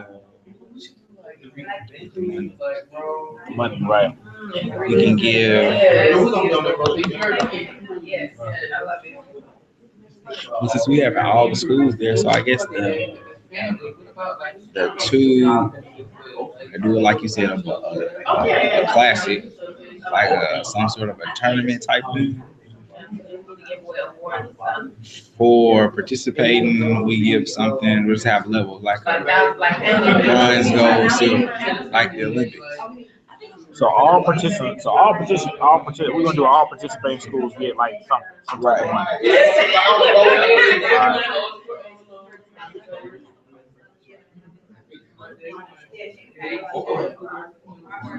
I guess also, so we got two. I guess we have two tiers. We have like an academic part. We have like an academic bowl or whatever. You know, and then we have the wipeout part. Okay. It's like a quiz bowl. Yeah. Okay. So they had a little 100 thing. Yeah. Oh yeah.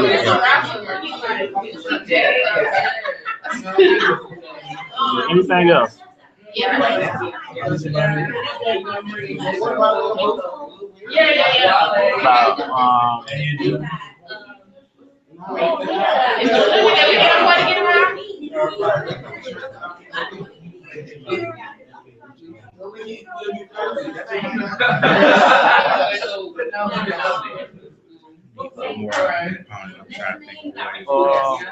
Maybe a college fair too. Yeah.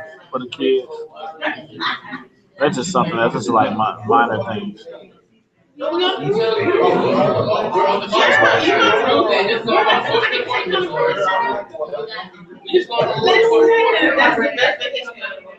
Okay. We got the place. We got the thing. Yeah. What else we missing?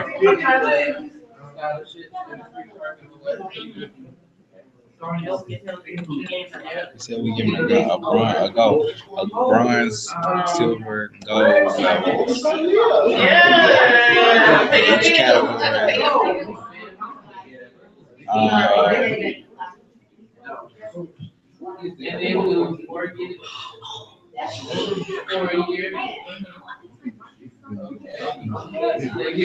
For the academic bowl, we give the money to academic affairs at the institution.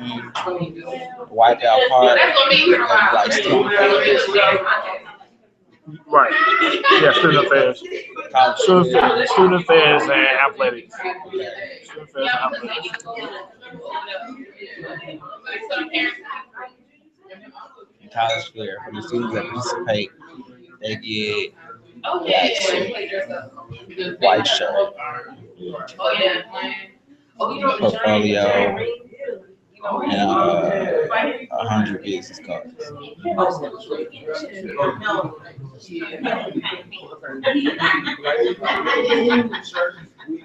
Shit, with the college fair, man, I don't know how you would like judge it, but College fair, we could give.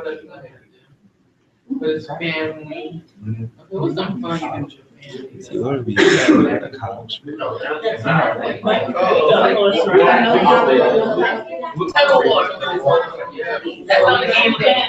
I know we have. I know at Body Classic this year we gave tickets to the Battle of the Bands and a game for the people who showed us. We got a free ticket. So, we could creative marketing or something like that. Yeah, like I'm trying to think about some type of incentive.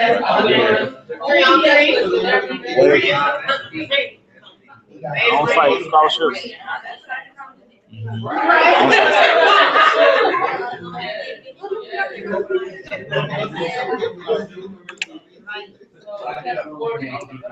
Bro, I like to put my mind on anything. I don't like to waste my energy, you know? Right. You know what I'm saying? Like, you know what I'm saying? Whatever, we just gotta get shit done now. Right.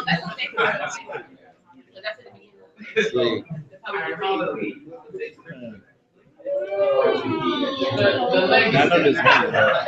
Okay, so we gotta. What we gonna call it? All right, time's up.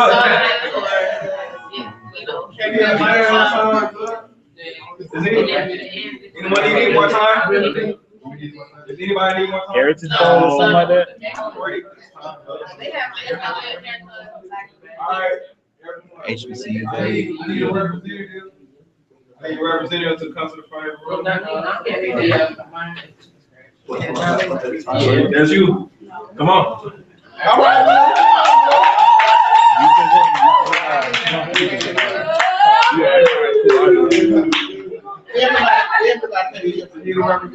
Everybody can be from every group.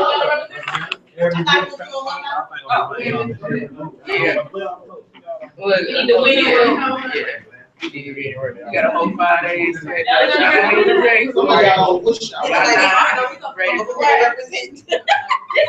dysfunctional. We are blues. Right, of course. Blues. We're sad. Somebody y'all is sad.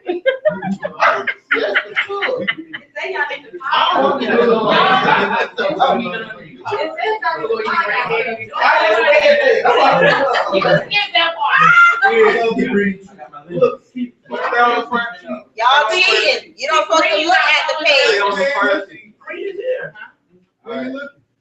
They looking at that. I know what it says. I don't have to look You at read it. on that. Who you snitching on? David, you need to snitch on yourself, man. Cause she done already read. Read everybody description already. Man. All right. Who wants to go first? I'll go first. Go ahead. Okay, so we planned a family reunion cruise, Right. a European cruise, 5 days.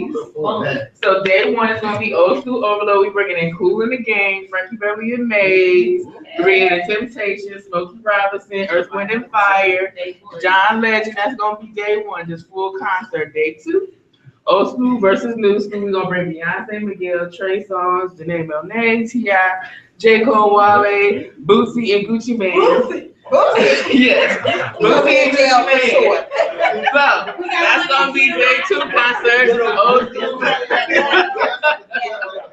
And so that's just the start. That's just the start. So for day 3 is gonna be the family day. It's gonna be the talent showcase where all the families get together and do the talent showcase. We're gonna give awards. We're gonna do obstacle course, tug of war, stuff like that. Then we're gonna do giveaways. The giveaway gonna be a free car and also scholarships for college stuff like that. Encourage the kids. Oh, and throughout the trip, it's gonna be like Batman and Disney princesses running around with the kids playing, so the adults can have their fun, stuff like that. So day 4, Family Feud featuring Steve Harvey. So we going in, and the winner of that gets mortgage paid for the year. Mortgage paid for the year. So and then day 5, wrapping it up. Day 5 wrap up is the family banquet, the legacies.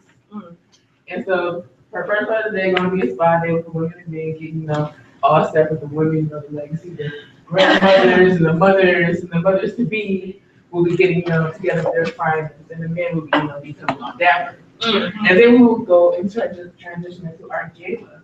And then we'll have wrap up on the little Don't forget our tie. Oh yes, of course.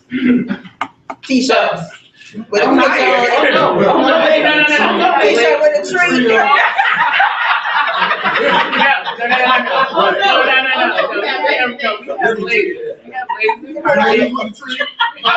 Don't be trying to hold this little picnic dog out. Anyway, blazers cardigan, blazers for the dudes, blazers, cardigan, t-shirts for the children, right? With the tree. Well, tell them where we going though. We're gonna go, visit Rome, Italy.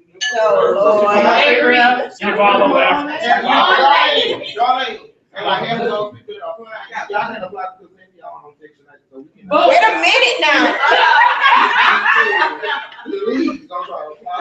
I hope this not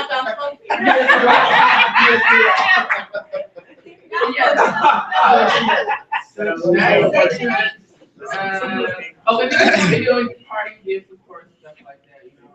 I'm just party gifts of iPads, personal computers, so you don't have anything. Yeah, I'm fine. Go Blue! Good job. That's our family meeting crew. Thank you very much. Thank you for that. Appreciate it. All right. Who wants to go next? All right. I would like to report for the gold team. Wait, you ain't on the green team. I mean, the green team. Look at you. Thinking about the gold team. I thought about the gold team. I thought about you guys. All right, so what we're doing is, we're going to hold a lecture series on. Oh, what? Wait, why are you not saying this? Probably because we're scholars. So we're going to hold a lecture series on the reinvention of sexual preferences in Black education. And we would like to invite Oprah Winfrey on our panel, Mr. Anderson Cooper, Dr. Cornell West, and Dr. Angela Davis to serve as panelists. And we're going to have Nikki Giovanni as our moderator. Yeah, I like that. All right. We do have alternates, which would be at this time Bill Cosby and Whoopi Goldberg alternates. We got right. So that's what we're going to do. Bill Cosby can't go yet. We gotta get him the fair and good water. Around 6. So we're going to have this at Carnegie Hall at Morgan State University in the spring of 2015. We're also, this will be a live broadcast event on C-SPAN, so we invite you to join us on C-SPAN. We're going to talk about issues around body. We're going to talk about issues around body image and how that is formulated in early ages, and we're going to also talk about sexual choice in early ages. We would invite everyone who would like to attend to this lecture series. Please log on to our website, www.getedu.edu, and register to attend and RSVP, and that is the report of the Green Team. Spring 2015. It's gonna be good when you get there, because we're giving out cards. For you, and you. You get a card. And you get a card. You get a card. Everybody's getting a card. Everybody. Right. So you come. Appreciate it. All right. Lecture series. All right. So this is the orange group. We have the HBCU Heritage Bowl where you got some more gum?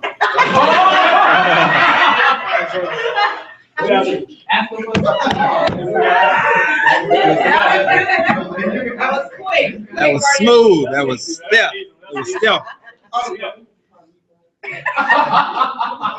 All right, go ahead.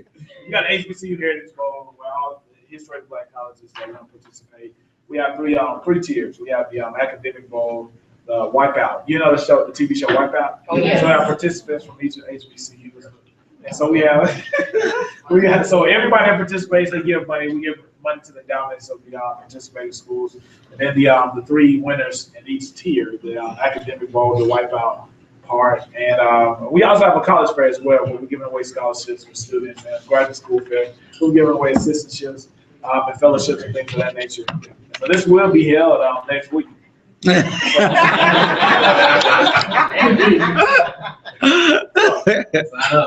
it. Good job. Good job. Appreciate it. Well, it was, no Steve Harvey apology. No. 2 of us. 1, 2, 3, 4. And we're flying all y'all out there. Yeah, we got a DJ. He will be playing. In Europe. Yeah, we he does. That's the only one we forgot. Because you know he's still a party. He'll be at ours, so next week. Okay, I'm representing the gold team. Gold team. Analytical people, we think logically, clearly. How you know you live on the same thing? No, I just know. That's always what we get anyway. No matter. So anyway, we planned the 2014 NBGSA conference gala. That's what we planned. While all y'all over there sailing across the seas. No, 15.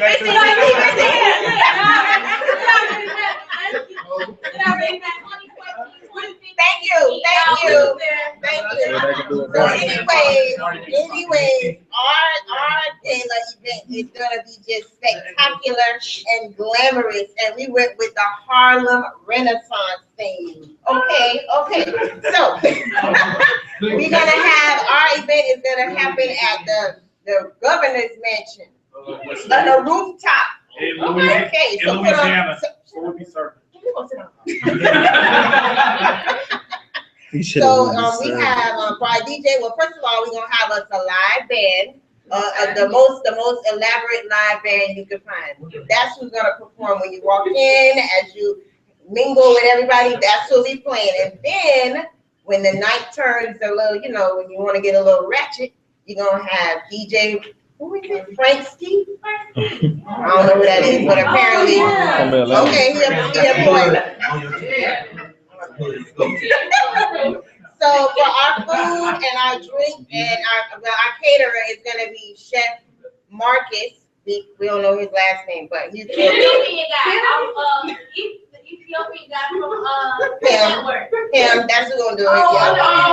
Okay, yeah, he's gonna be there. And then for your dessert, we gonna have the cake boss. Y'all know who that is? Oh, yeah. Okay, he's gonna be there. Yeah, and then for the decor, we are hiring Mr. David Tutera himself to come and just transform the whole area into Harlem Renaissance goodness. Okay, so you with that? So now we got invitations going out they're gonna be handmade by well-known calligraphy artists. Y'all don't know about calligraphy. That's fancy cursive.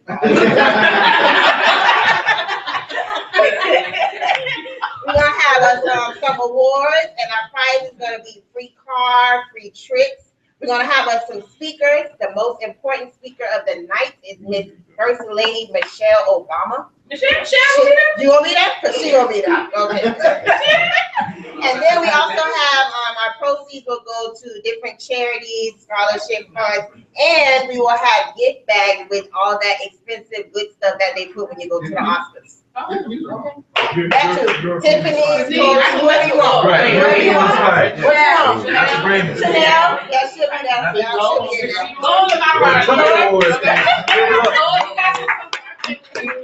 Oh, now we can come. Y'all can come. I mean, y'all can come out with it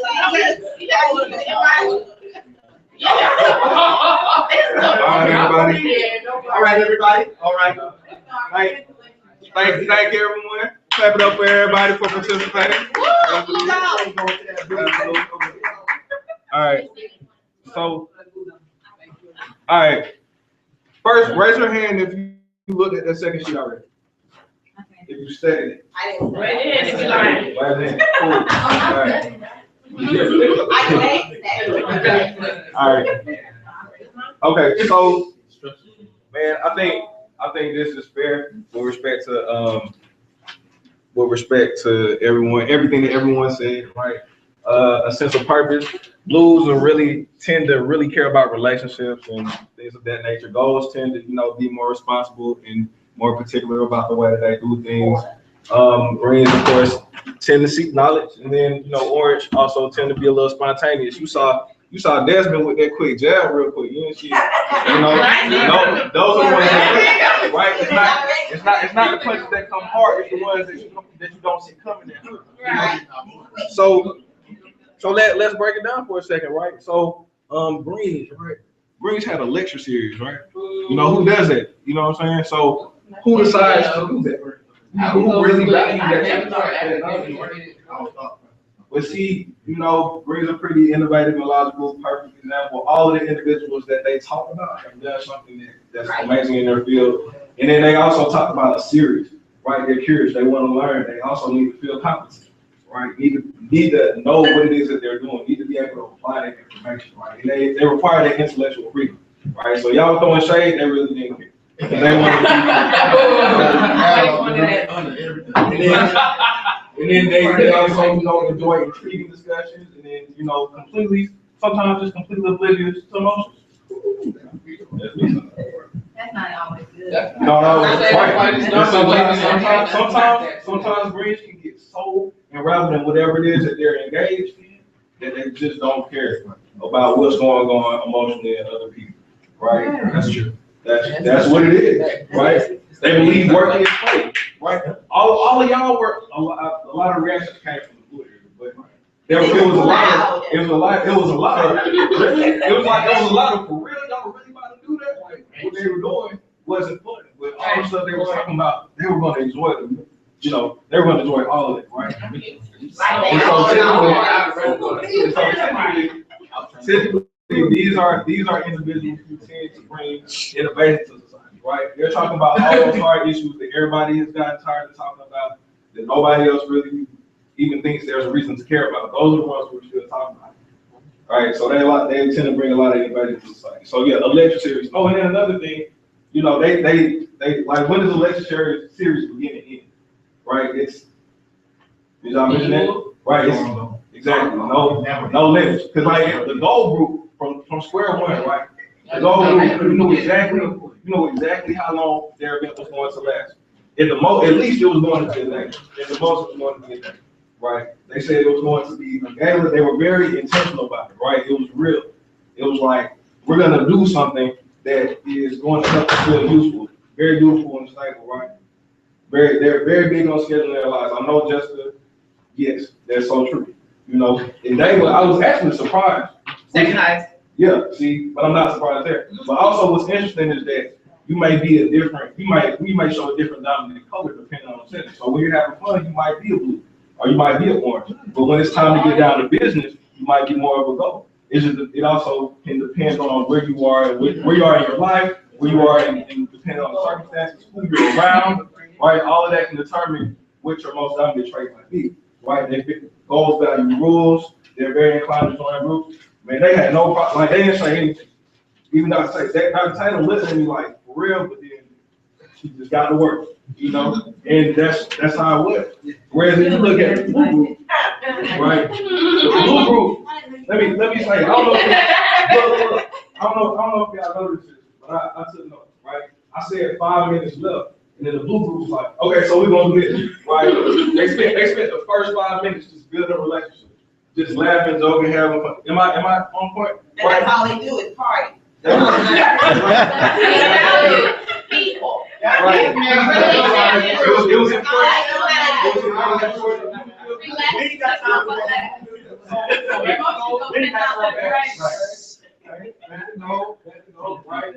So they tend to believe that work comes before play. Because I heard them cutting up after they were deep into their work. And I was like 2.5 minutes left, and I heard them chuckle over it. After they had already planned out their game. After they knew they was gonna be on the mansion roof. But see, these are people that bring stability. These are people that tend to bring stability to working relationships. So definitely gotta have goals. Blues, right? Need to feel unique.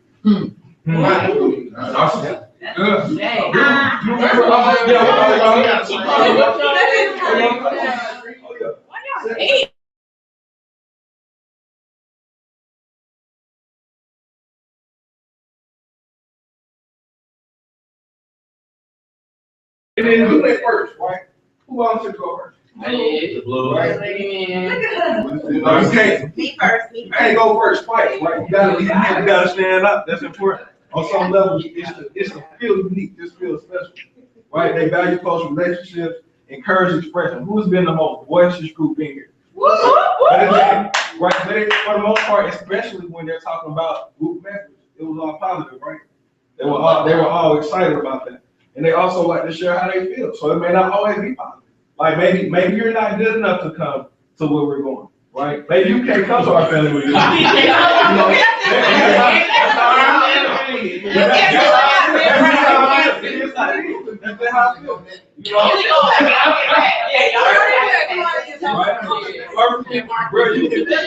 can tell when David does not like something. You can absolutely tell when David doesn't like something. Everybody, right? Very quick, very open with their emotions, very honest. All right, make decisions based on emotions. Is that y'all? You feel like that's Yeah. more or less? Yeah. All right. All right. So what I want y'all to focus on now is that blues tend to bring unity to a group, right? Even, and I want to share this too, because even when we were going through the issues that we were having between Rick and I, David was very adamant in doing all that we can to make sure that we preserve the group, right? And sometimes stuff doesn't work out, but you definitely need somebody to bring that cohesion to the group, and typically that comes from someone who has a blue personality style. People matter. People do matter, absolutely. And then so now we have the oranges, right? Now we have the oranges, right?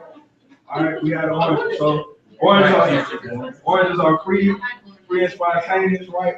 Impulsive risk takers. Resist commitment. Bro, like that's true. They had HBCU wife out, bro. Oh yeah. You know, first they popped onto the scene with this crazy idea, like, wow, that's hot. Ain't nobody else doing that, And then they were like, we're not even gonna finish planning it. All right, you'll pass it on. Take care of it. And that's really important too, because we need variety. They're dynamic, animated, communicative, right? I'm telling you, I really didn't see that jab coming. I don't even know who he was talking to, but and I'm thinking it did sound like a sample.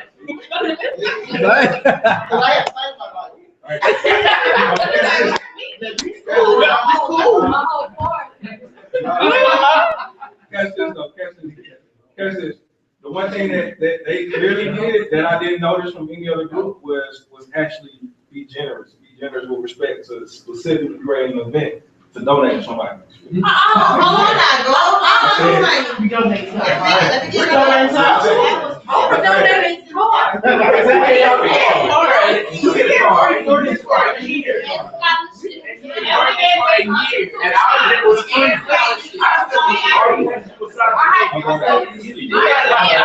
Point of order.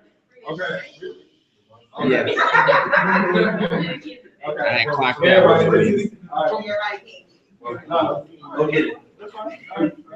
But yeah, the piece that oranges tend to bring is that excitement, right? That real excitement, and they tend to keep things moving, keep things excitable. So yeah, that spontaneity piece is strong. So yeah, did anyone have like a really high color?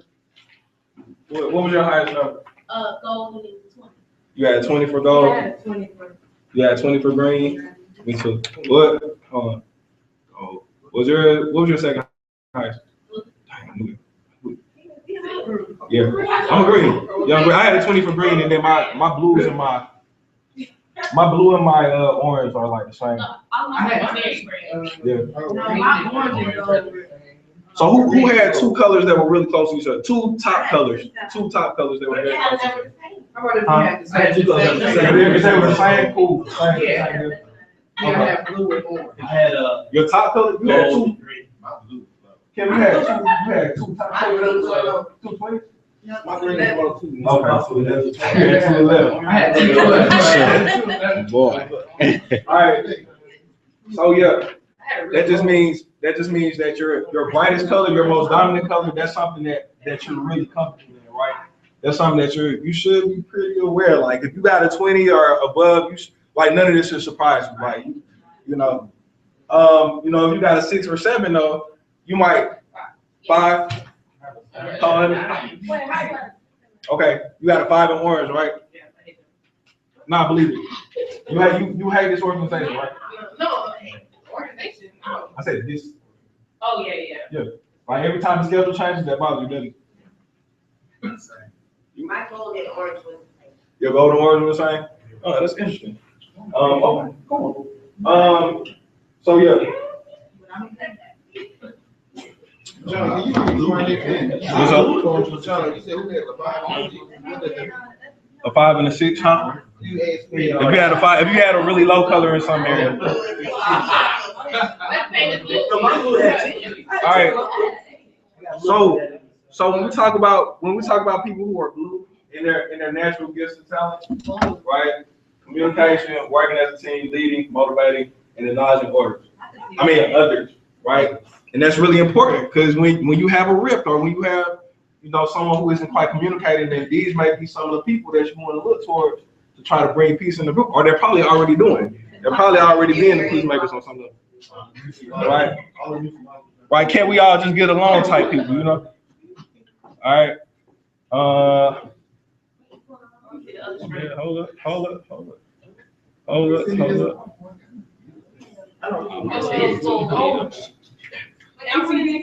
No, that's not it. Hold up. That's not it. All right, so if you really want to communicate well with the blue, make sure it's a personal conversation. Make sure that you're being honest and make sure you're including everyone. All right, and look, hey, if I'm not on something, like if I'm off on something, please correct me. All right, self-esteem, man, opportunities to communicate with and encourage, support others, right? Acceptance and appreciation for who they are, right? Emphasize those relationships between ideas and people. Increase somebody by doing those things. Frequently telling them how good you feel about their achievements, right? Make them feel like they did something that was powerful. They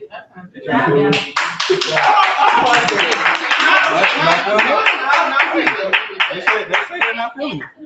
That's cool. All right. All right. So goal. Right. Goal. Right. Attention to detail, coordinating, delegating, follow through, supervising. Right. They get it done. All right. Clear to the point. Marcus, how much time do I have? Go. About 5 minutes. Did you just say that? You just picked the number? It was about 5 minutes. Pick 5. That sounds believable. Yeah. All right. Good communication will go. Be clear to the point. Right. No interruptions. Detail oriented. Right. Just give me exactly what I need right now, quickly. Let me get that. Self-esteem of a goal, support by opportunities to display responsibility, being acknowledged as an important part of the family.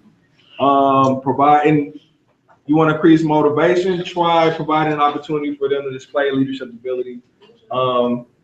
Coaching, because I know personally, working with Jessica, I know when I just be like, hey, this is what I need, and just allow her the opportunity to just go make it happen. Like we had to get to a point where I trust her enough to do that. With respect to everybody in the group, that's how I am. But I know like I expect for like that stuff to be nice now. And that's something that I had to grow with. I recognize their contributions, right? Acknowledge that joint. Excuse me. Yeah, my slang. Acknowledge that stuff, those things. All right. Natural gifts and talents for Orange. Competing, negotiating, public speaking, troubleshooting, working under pressure. Right.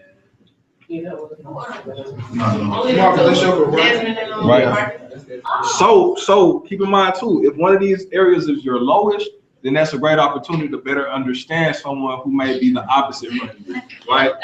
So if you have a tendency to clash with somebody, right? If there's somebody that you tend to clash with, there could be a possibility that that they may be one of your lowest scores, right? They may tend to have a personality style that falls in one of those lowest scores, right? So who in here, for instance, ever bumps heads with their parents, right? That can be for a number of reasons, but a lot of that can be because of the relationship that you have with your mom and your dad. Like y'all, the way y'all act when y'all are together, y'all just may clash. So if you tend to know someone who you like really tend to clash with, there's a good chance that they may be opposite of you. And it could be helpful if you study that stuff and kind of see if any of it applies to your particular situation. All right, so with Orange, straightforward, casual, and playful. I feel like way about both of y'all when y'all feel something. Compelling, grab your attention, right? Opportunities for self-expression and the chance to show initiative and cleverness, right? Giving immediate feedback and recognition on positive actions. I feel like there's definitely you, Marcus. I feel like there's you.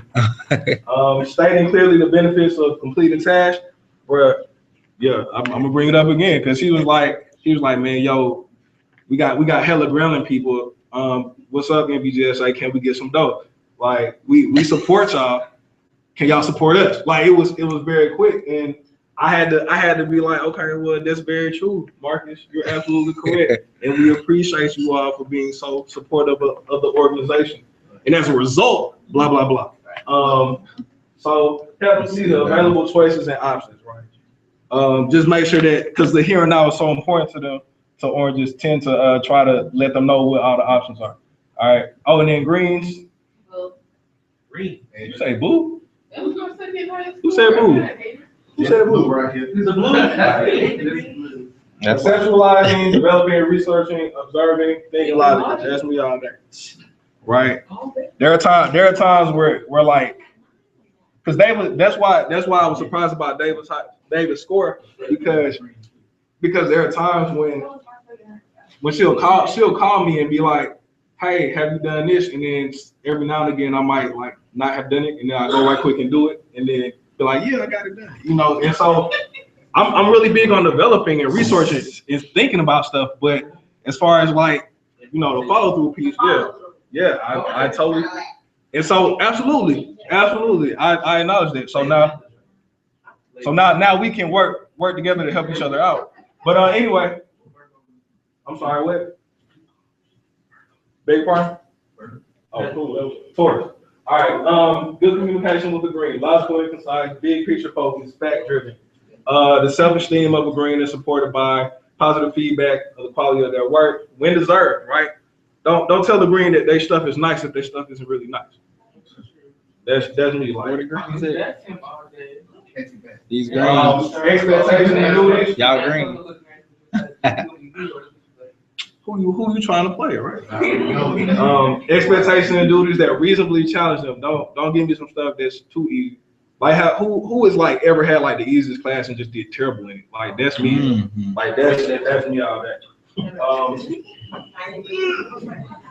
Increase motivation of a green by encouraging them to create and evaluate, acknowledging their good ideas and competent performances with sincere appreciation. And then Sincere appreciation. Right, but let it be real. Please let it be real.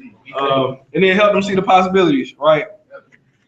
Like when I tend to talk big picture to some people, they be like, man, shut up. But then other people, like people who tend to be greens, is a whole different conversation. Typically, you know, like, you know. But yeah, so yeah, who was anybody surprised, or would anybody like to share what their results are, or does anybody disagree? Does anybody feel like some of their numbers may not line up? You think yours is perfect? Yeah. Which one of those traits do you feel like most describes your personality? Me? Yeah. Of the blue? Yeah. Valuing close relationships. Desmond, you got my Desire quality time with Get on my sheet. sharing emotions. I think that those are me. Did you all that? Yes. I agree. I think that for me, if I'm gonna say blue, stick in that category, my second kind is green and gold. But I would say I value close relationships. That's like my biggest thing. I really, the people around me, like I keep near me for a reason. And so I really value that. And I would say, for me, I make decisions based on my feelings somewhat. Yeah, sure. Right there. But I do sometimes. If it don't feel right to me, then I just don't feel confident in doing it. I have to really feel. It has to really feel right within me. Like, okay, I really feel like this is a good decision, so then I'm going for it. Yeah, if it sounds right, it's like, okay, yeah, it sounds right. It looks right. The numbers is right, but I don't feel comfortable with it. So I'm just go this way because I feel better with this decision. Cool. Anyone else? I was in agreement with most of my stuff. I think what was more striking was the being oblivious to emotions. Yeah, that was a problem. Because I know that's the problem that I have. Yeah. Mainly due to how I was raised. Like my parents didn't really cater to our emotions. Right. Like, That's what we feel. Like, you find that for in the gold category that it didn't say about being oblivious to emotions. Because sometimes, like when they say, you know, our group of people, like we like structure and we, like rules, and that can sometimes turn into we're very strict and like stern and like cut off from emotion. Like I don't really play into emotion either. Right. On the surface, I mean, I internalize stuff, but like if you look at me, you would be like, she kind of, but just because I don't do all of that. Emotion. And yours was green and orange. Yours was green and orange steps. No, mine was gold. No, I'm sorry, gold and orange. And then what was your next one? The next one was blue. And then the last one green. And then the last one, was green. What was your lowest number? 9. Okay. Right here, and then 9. I was gonna say that I can see why they didn't put emotions in gold, because most of us had blue as our number 2. So it's like, and that's what I would say, and like, even though, like, I know that I'm very responsible. Part of my responsibility comes from caring about those around me and making sure they're okay. So kind of ties the works together. Okay. And so there were some combinations that you are more likely to see than others. Right. So you might be more likely to see a blue and a blue and a gold, right? Gold was our second. What was your second one? Gold was my second one too. That's not a guarantee though. That's just right. Cause I know green and orange, right? But you hardly ever see a gold and an orange. Oh yeah, my green. How was your gold? My blue was 17. My gold was 15. All right, and then Willie, and then Dr. T. You remember what you were going to say? Oh yeah. Oh, I was thinking we're trying to solve like this whole oblivion to emotions. I don't think we're oblivious to emotions. It's just that we get over the emotions. Right. Right. You don't take it. Don't take it personal. We got things to do. Get over it and let's keep it moving. Like I think we've been through the struggle. Let's keep moving. We agree. We feel jealous. Like, just keep moving. Handle the business. No, we cry now. Y'all cry now. Yeah, we would cry now.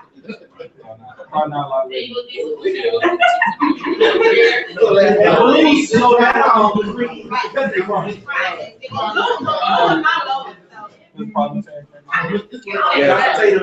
Point of order.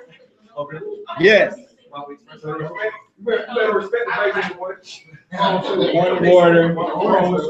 We've been doing really good on schedule. Let's stay on task. I agree with what Jessica said, and what you were saying earlier about like situational, how things change, because I came out highest in gold, but I would have right behind that was blue. I mean, yeah, and yet it was closer. I really thought my goal would not have been as high, my blue would have been a little bit higher.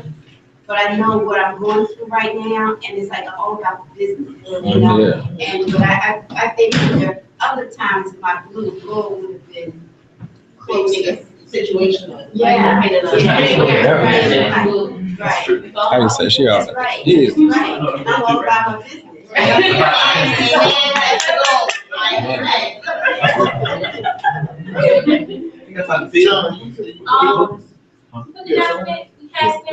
Still and pizza still. But the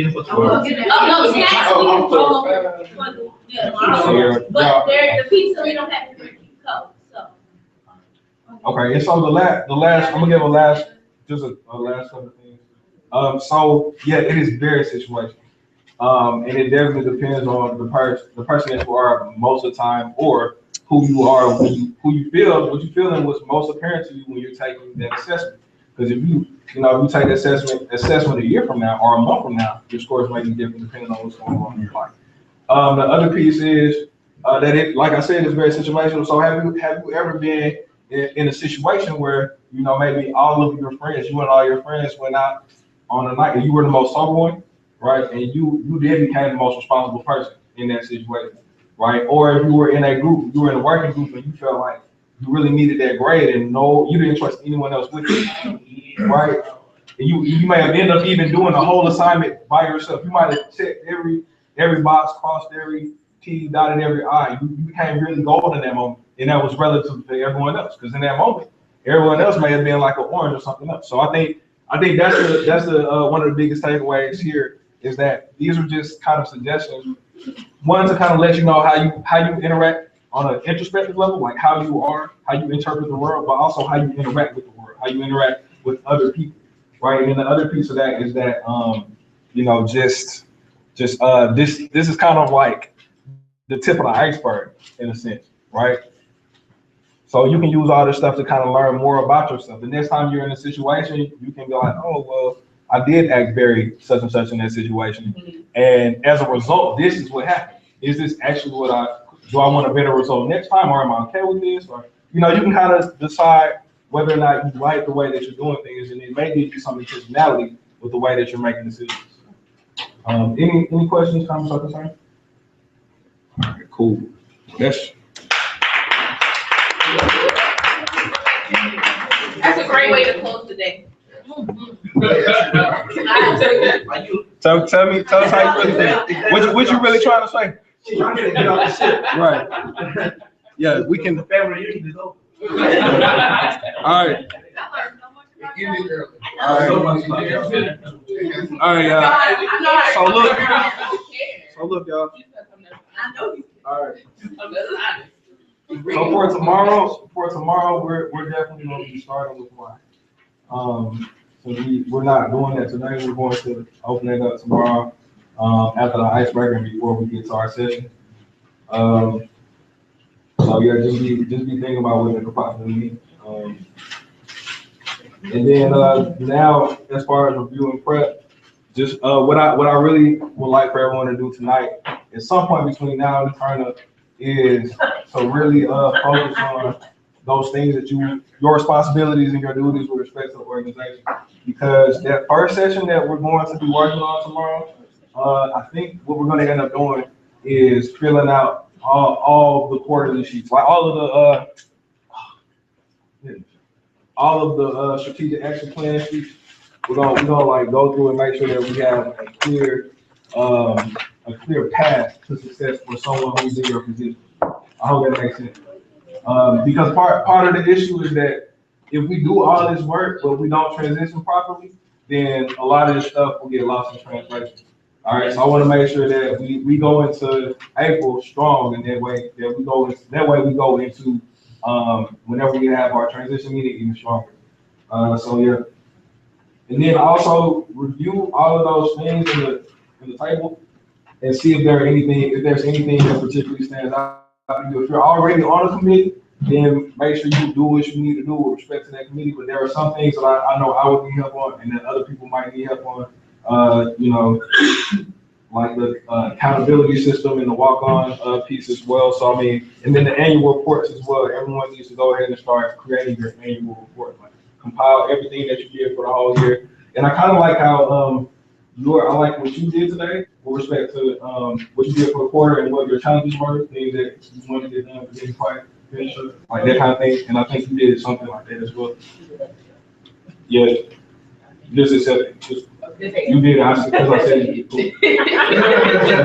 But yeah, so like now we're really in the process of one, preparing for the conference, right? We got to make sure we really hit the ground running and follow through with the conference. But two, we also have to make sure that we're preparing for next year. And also three, be thinking about what positions you want to run for if you're choosing to run.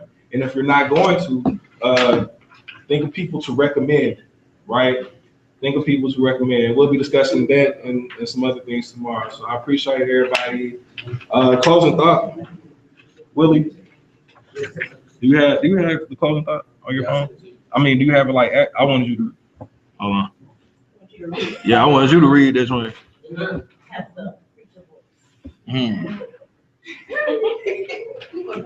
Put that in the middle. Hold on. Pick. Yeah, any of these. I like the first one. All right, I would like to share with you the closing thought. Not thought.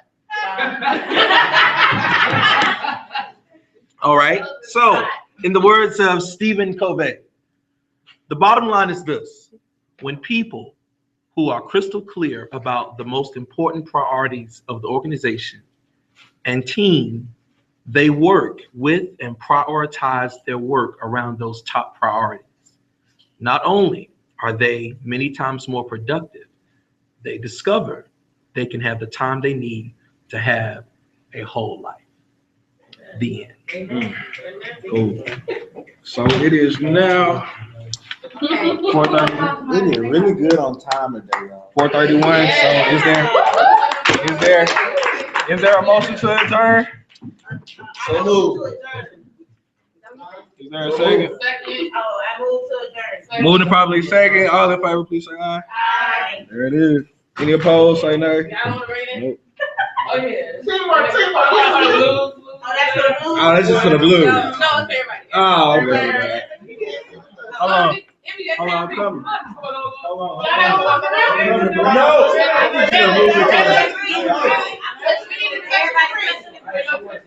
Touch somebody. Touch a neighbor. Touch a neighbor. NBGSA 3. 1, 2, 3. NBGSA. Touch a neighbor. Touch a neighbor. Hey, y'all clean up. Just like Loveless, go forth and multiply. Are you gonna send this to me? What? Understanding this, That? yeah, sure. Pretty cool.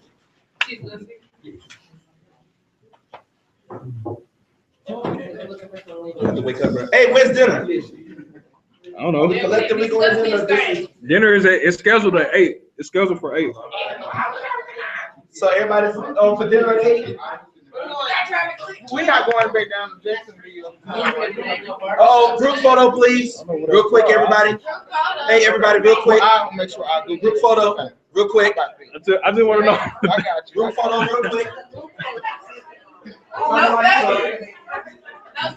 Group photo. Like all the way.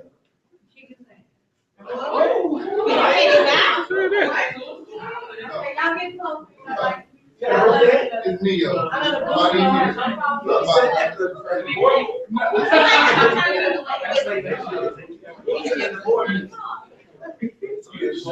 We're gonna fix it up.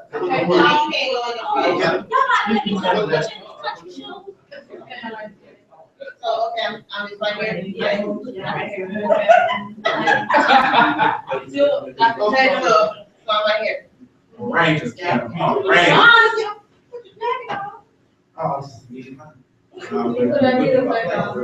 You like tell me. Okay, say just like that, girl. Just like this. Come on. You, Dr. Taylor, you got to come on. Beautiful green. Come on, She's a spot. She's a difference. It's green. You look close. Okay, so, you have some more.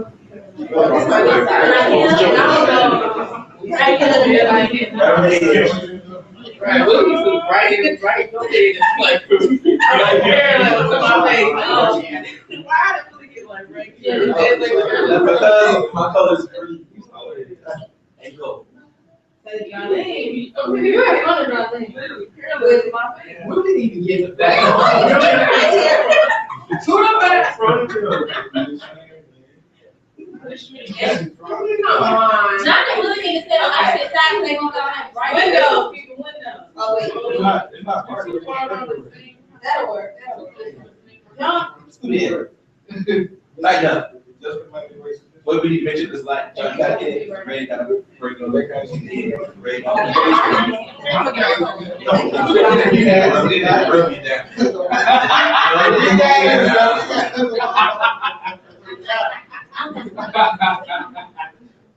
What's that? One, two.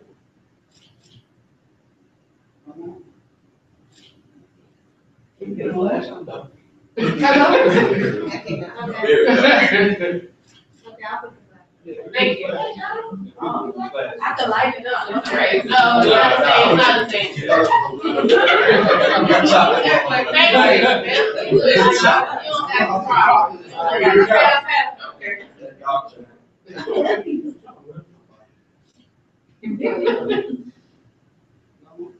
Yeah. That's it.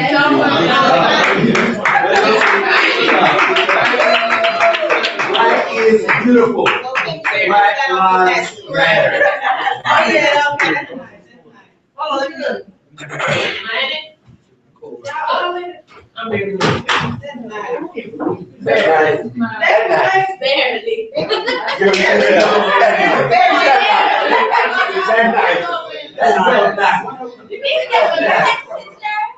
Okay. We're ready. Hey, John, you just send it to me? I'll send it to you right now. Okay, because I don't want you to forget. I got you, bro. Oh man. What are we going to for dinner? Where are we going for dinner? I don't know. Where are we going for dinner? Is there anything other than American Grill and Hooters? What's going on about an airport? I don't know. It's plenty of restaurants by the airport. My man was about to he's about to Google it. Kenneth said he was gonna Google it for everybody. Huh? Albert Avenue? So we get cars and going. We can load up. Let's load up in cars and go. Charles Crafts. Somebody don't eat That's seafood. expensive. No, that was Jarrell. Oh, okay. Jarrell left us. Oh, somebody done wrote me another one.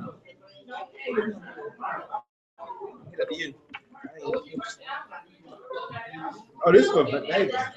Oh, that's what's for I don't know. Hey y'all, please make sure y'all clean up. Hey, everybody. Everything is mostly put up. You guys have your personal stuff. We'll be back here tomorrow. So, yeah. Yo.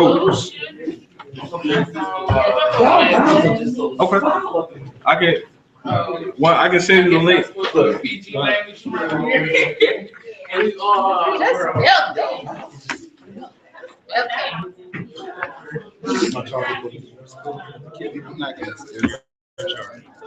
It's all right.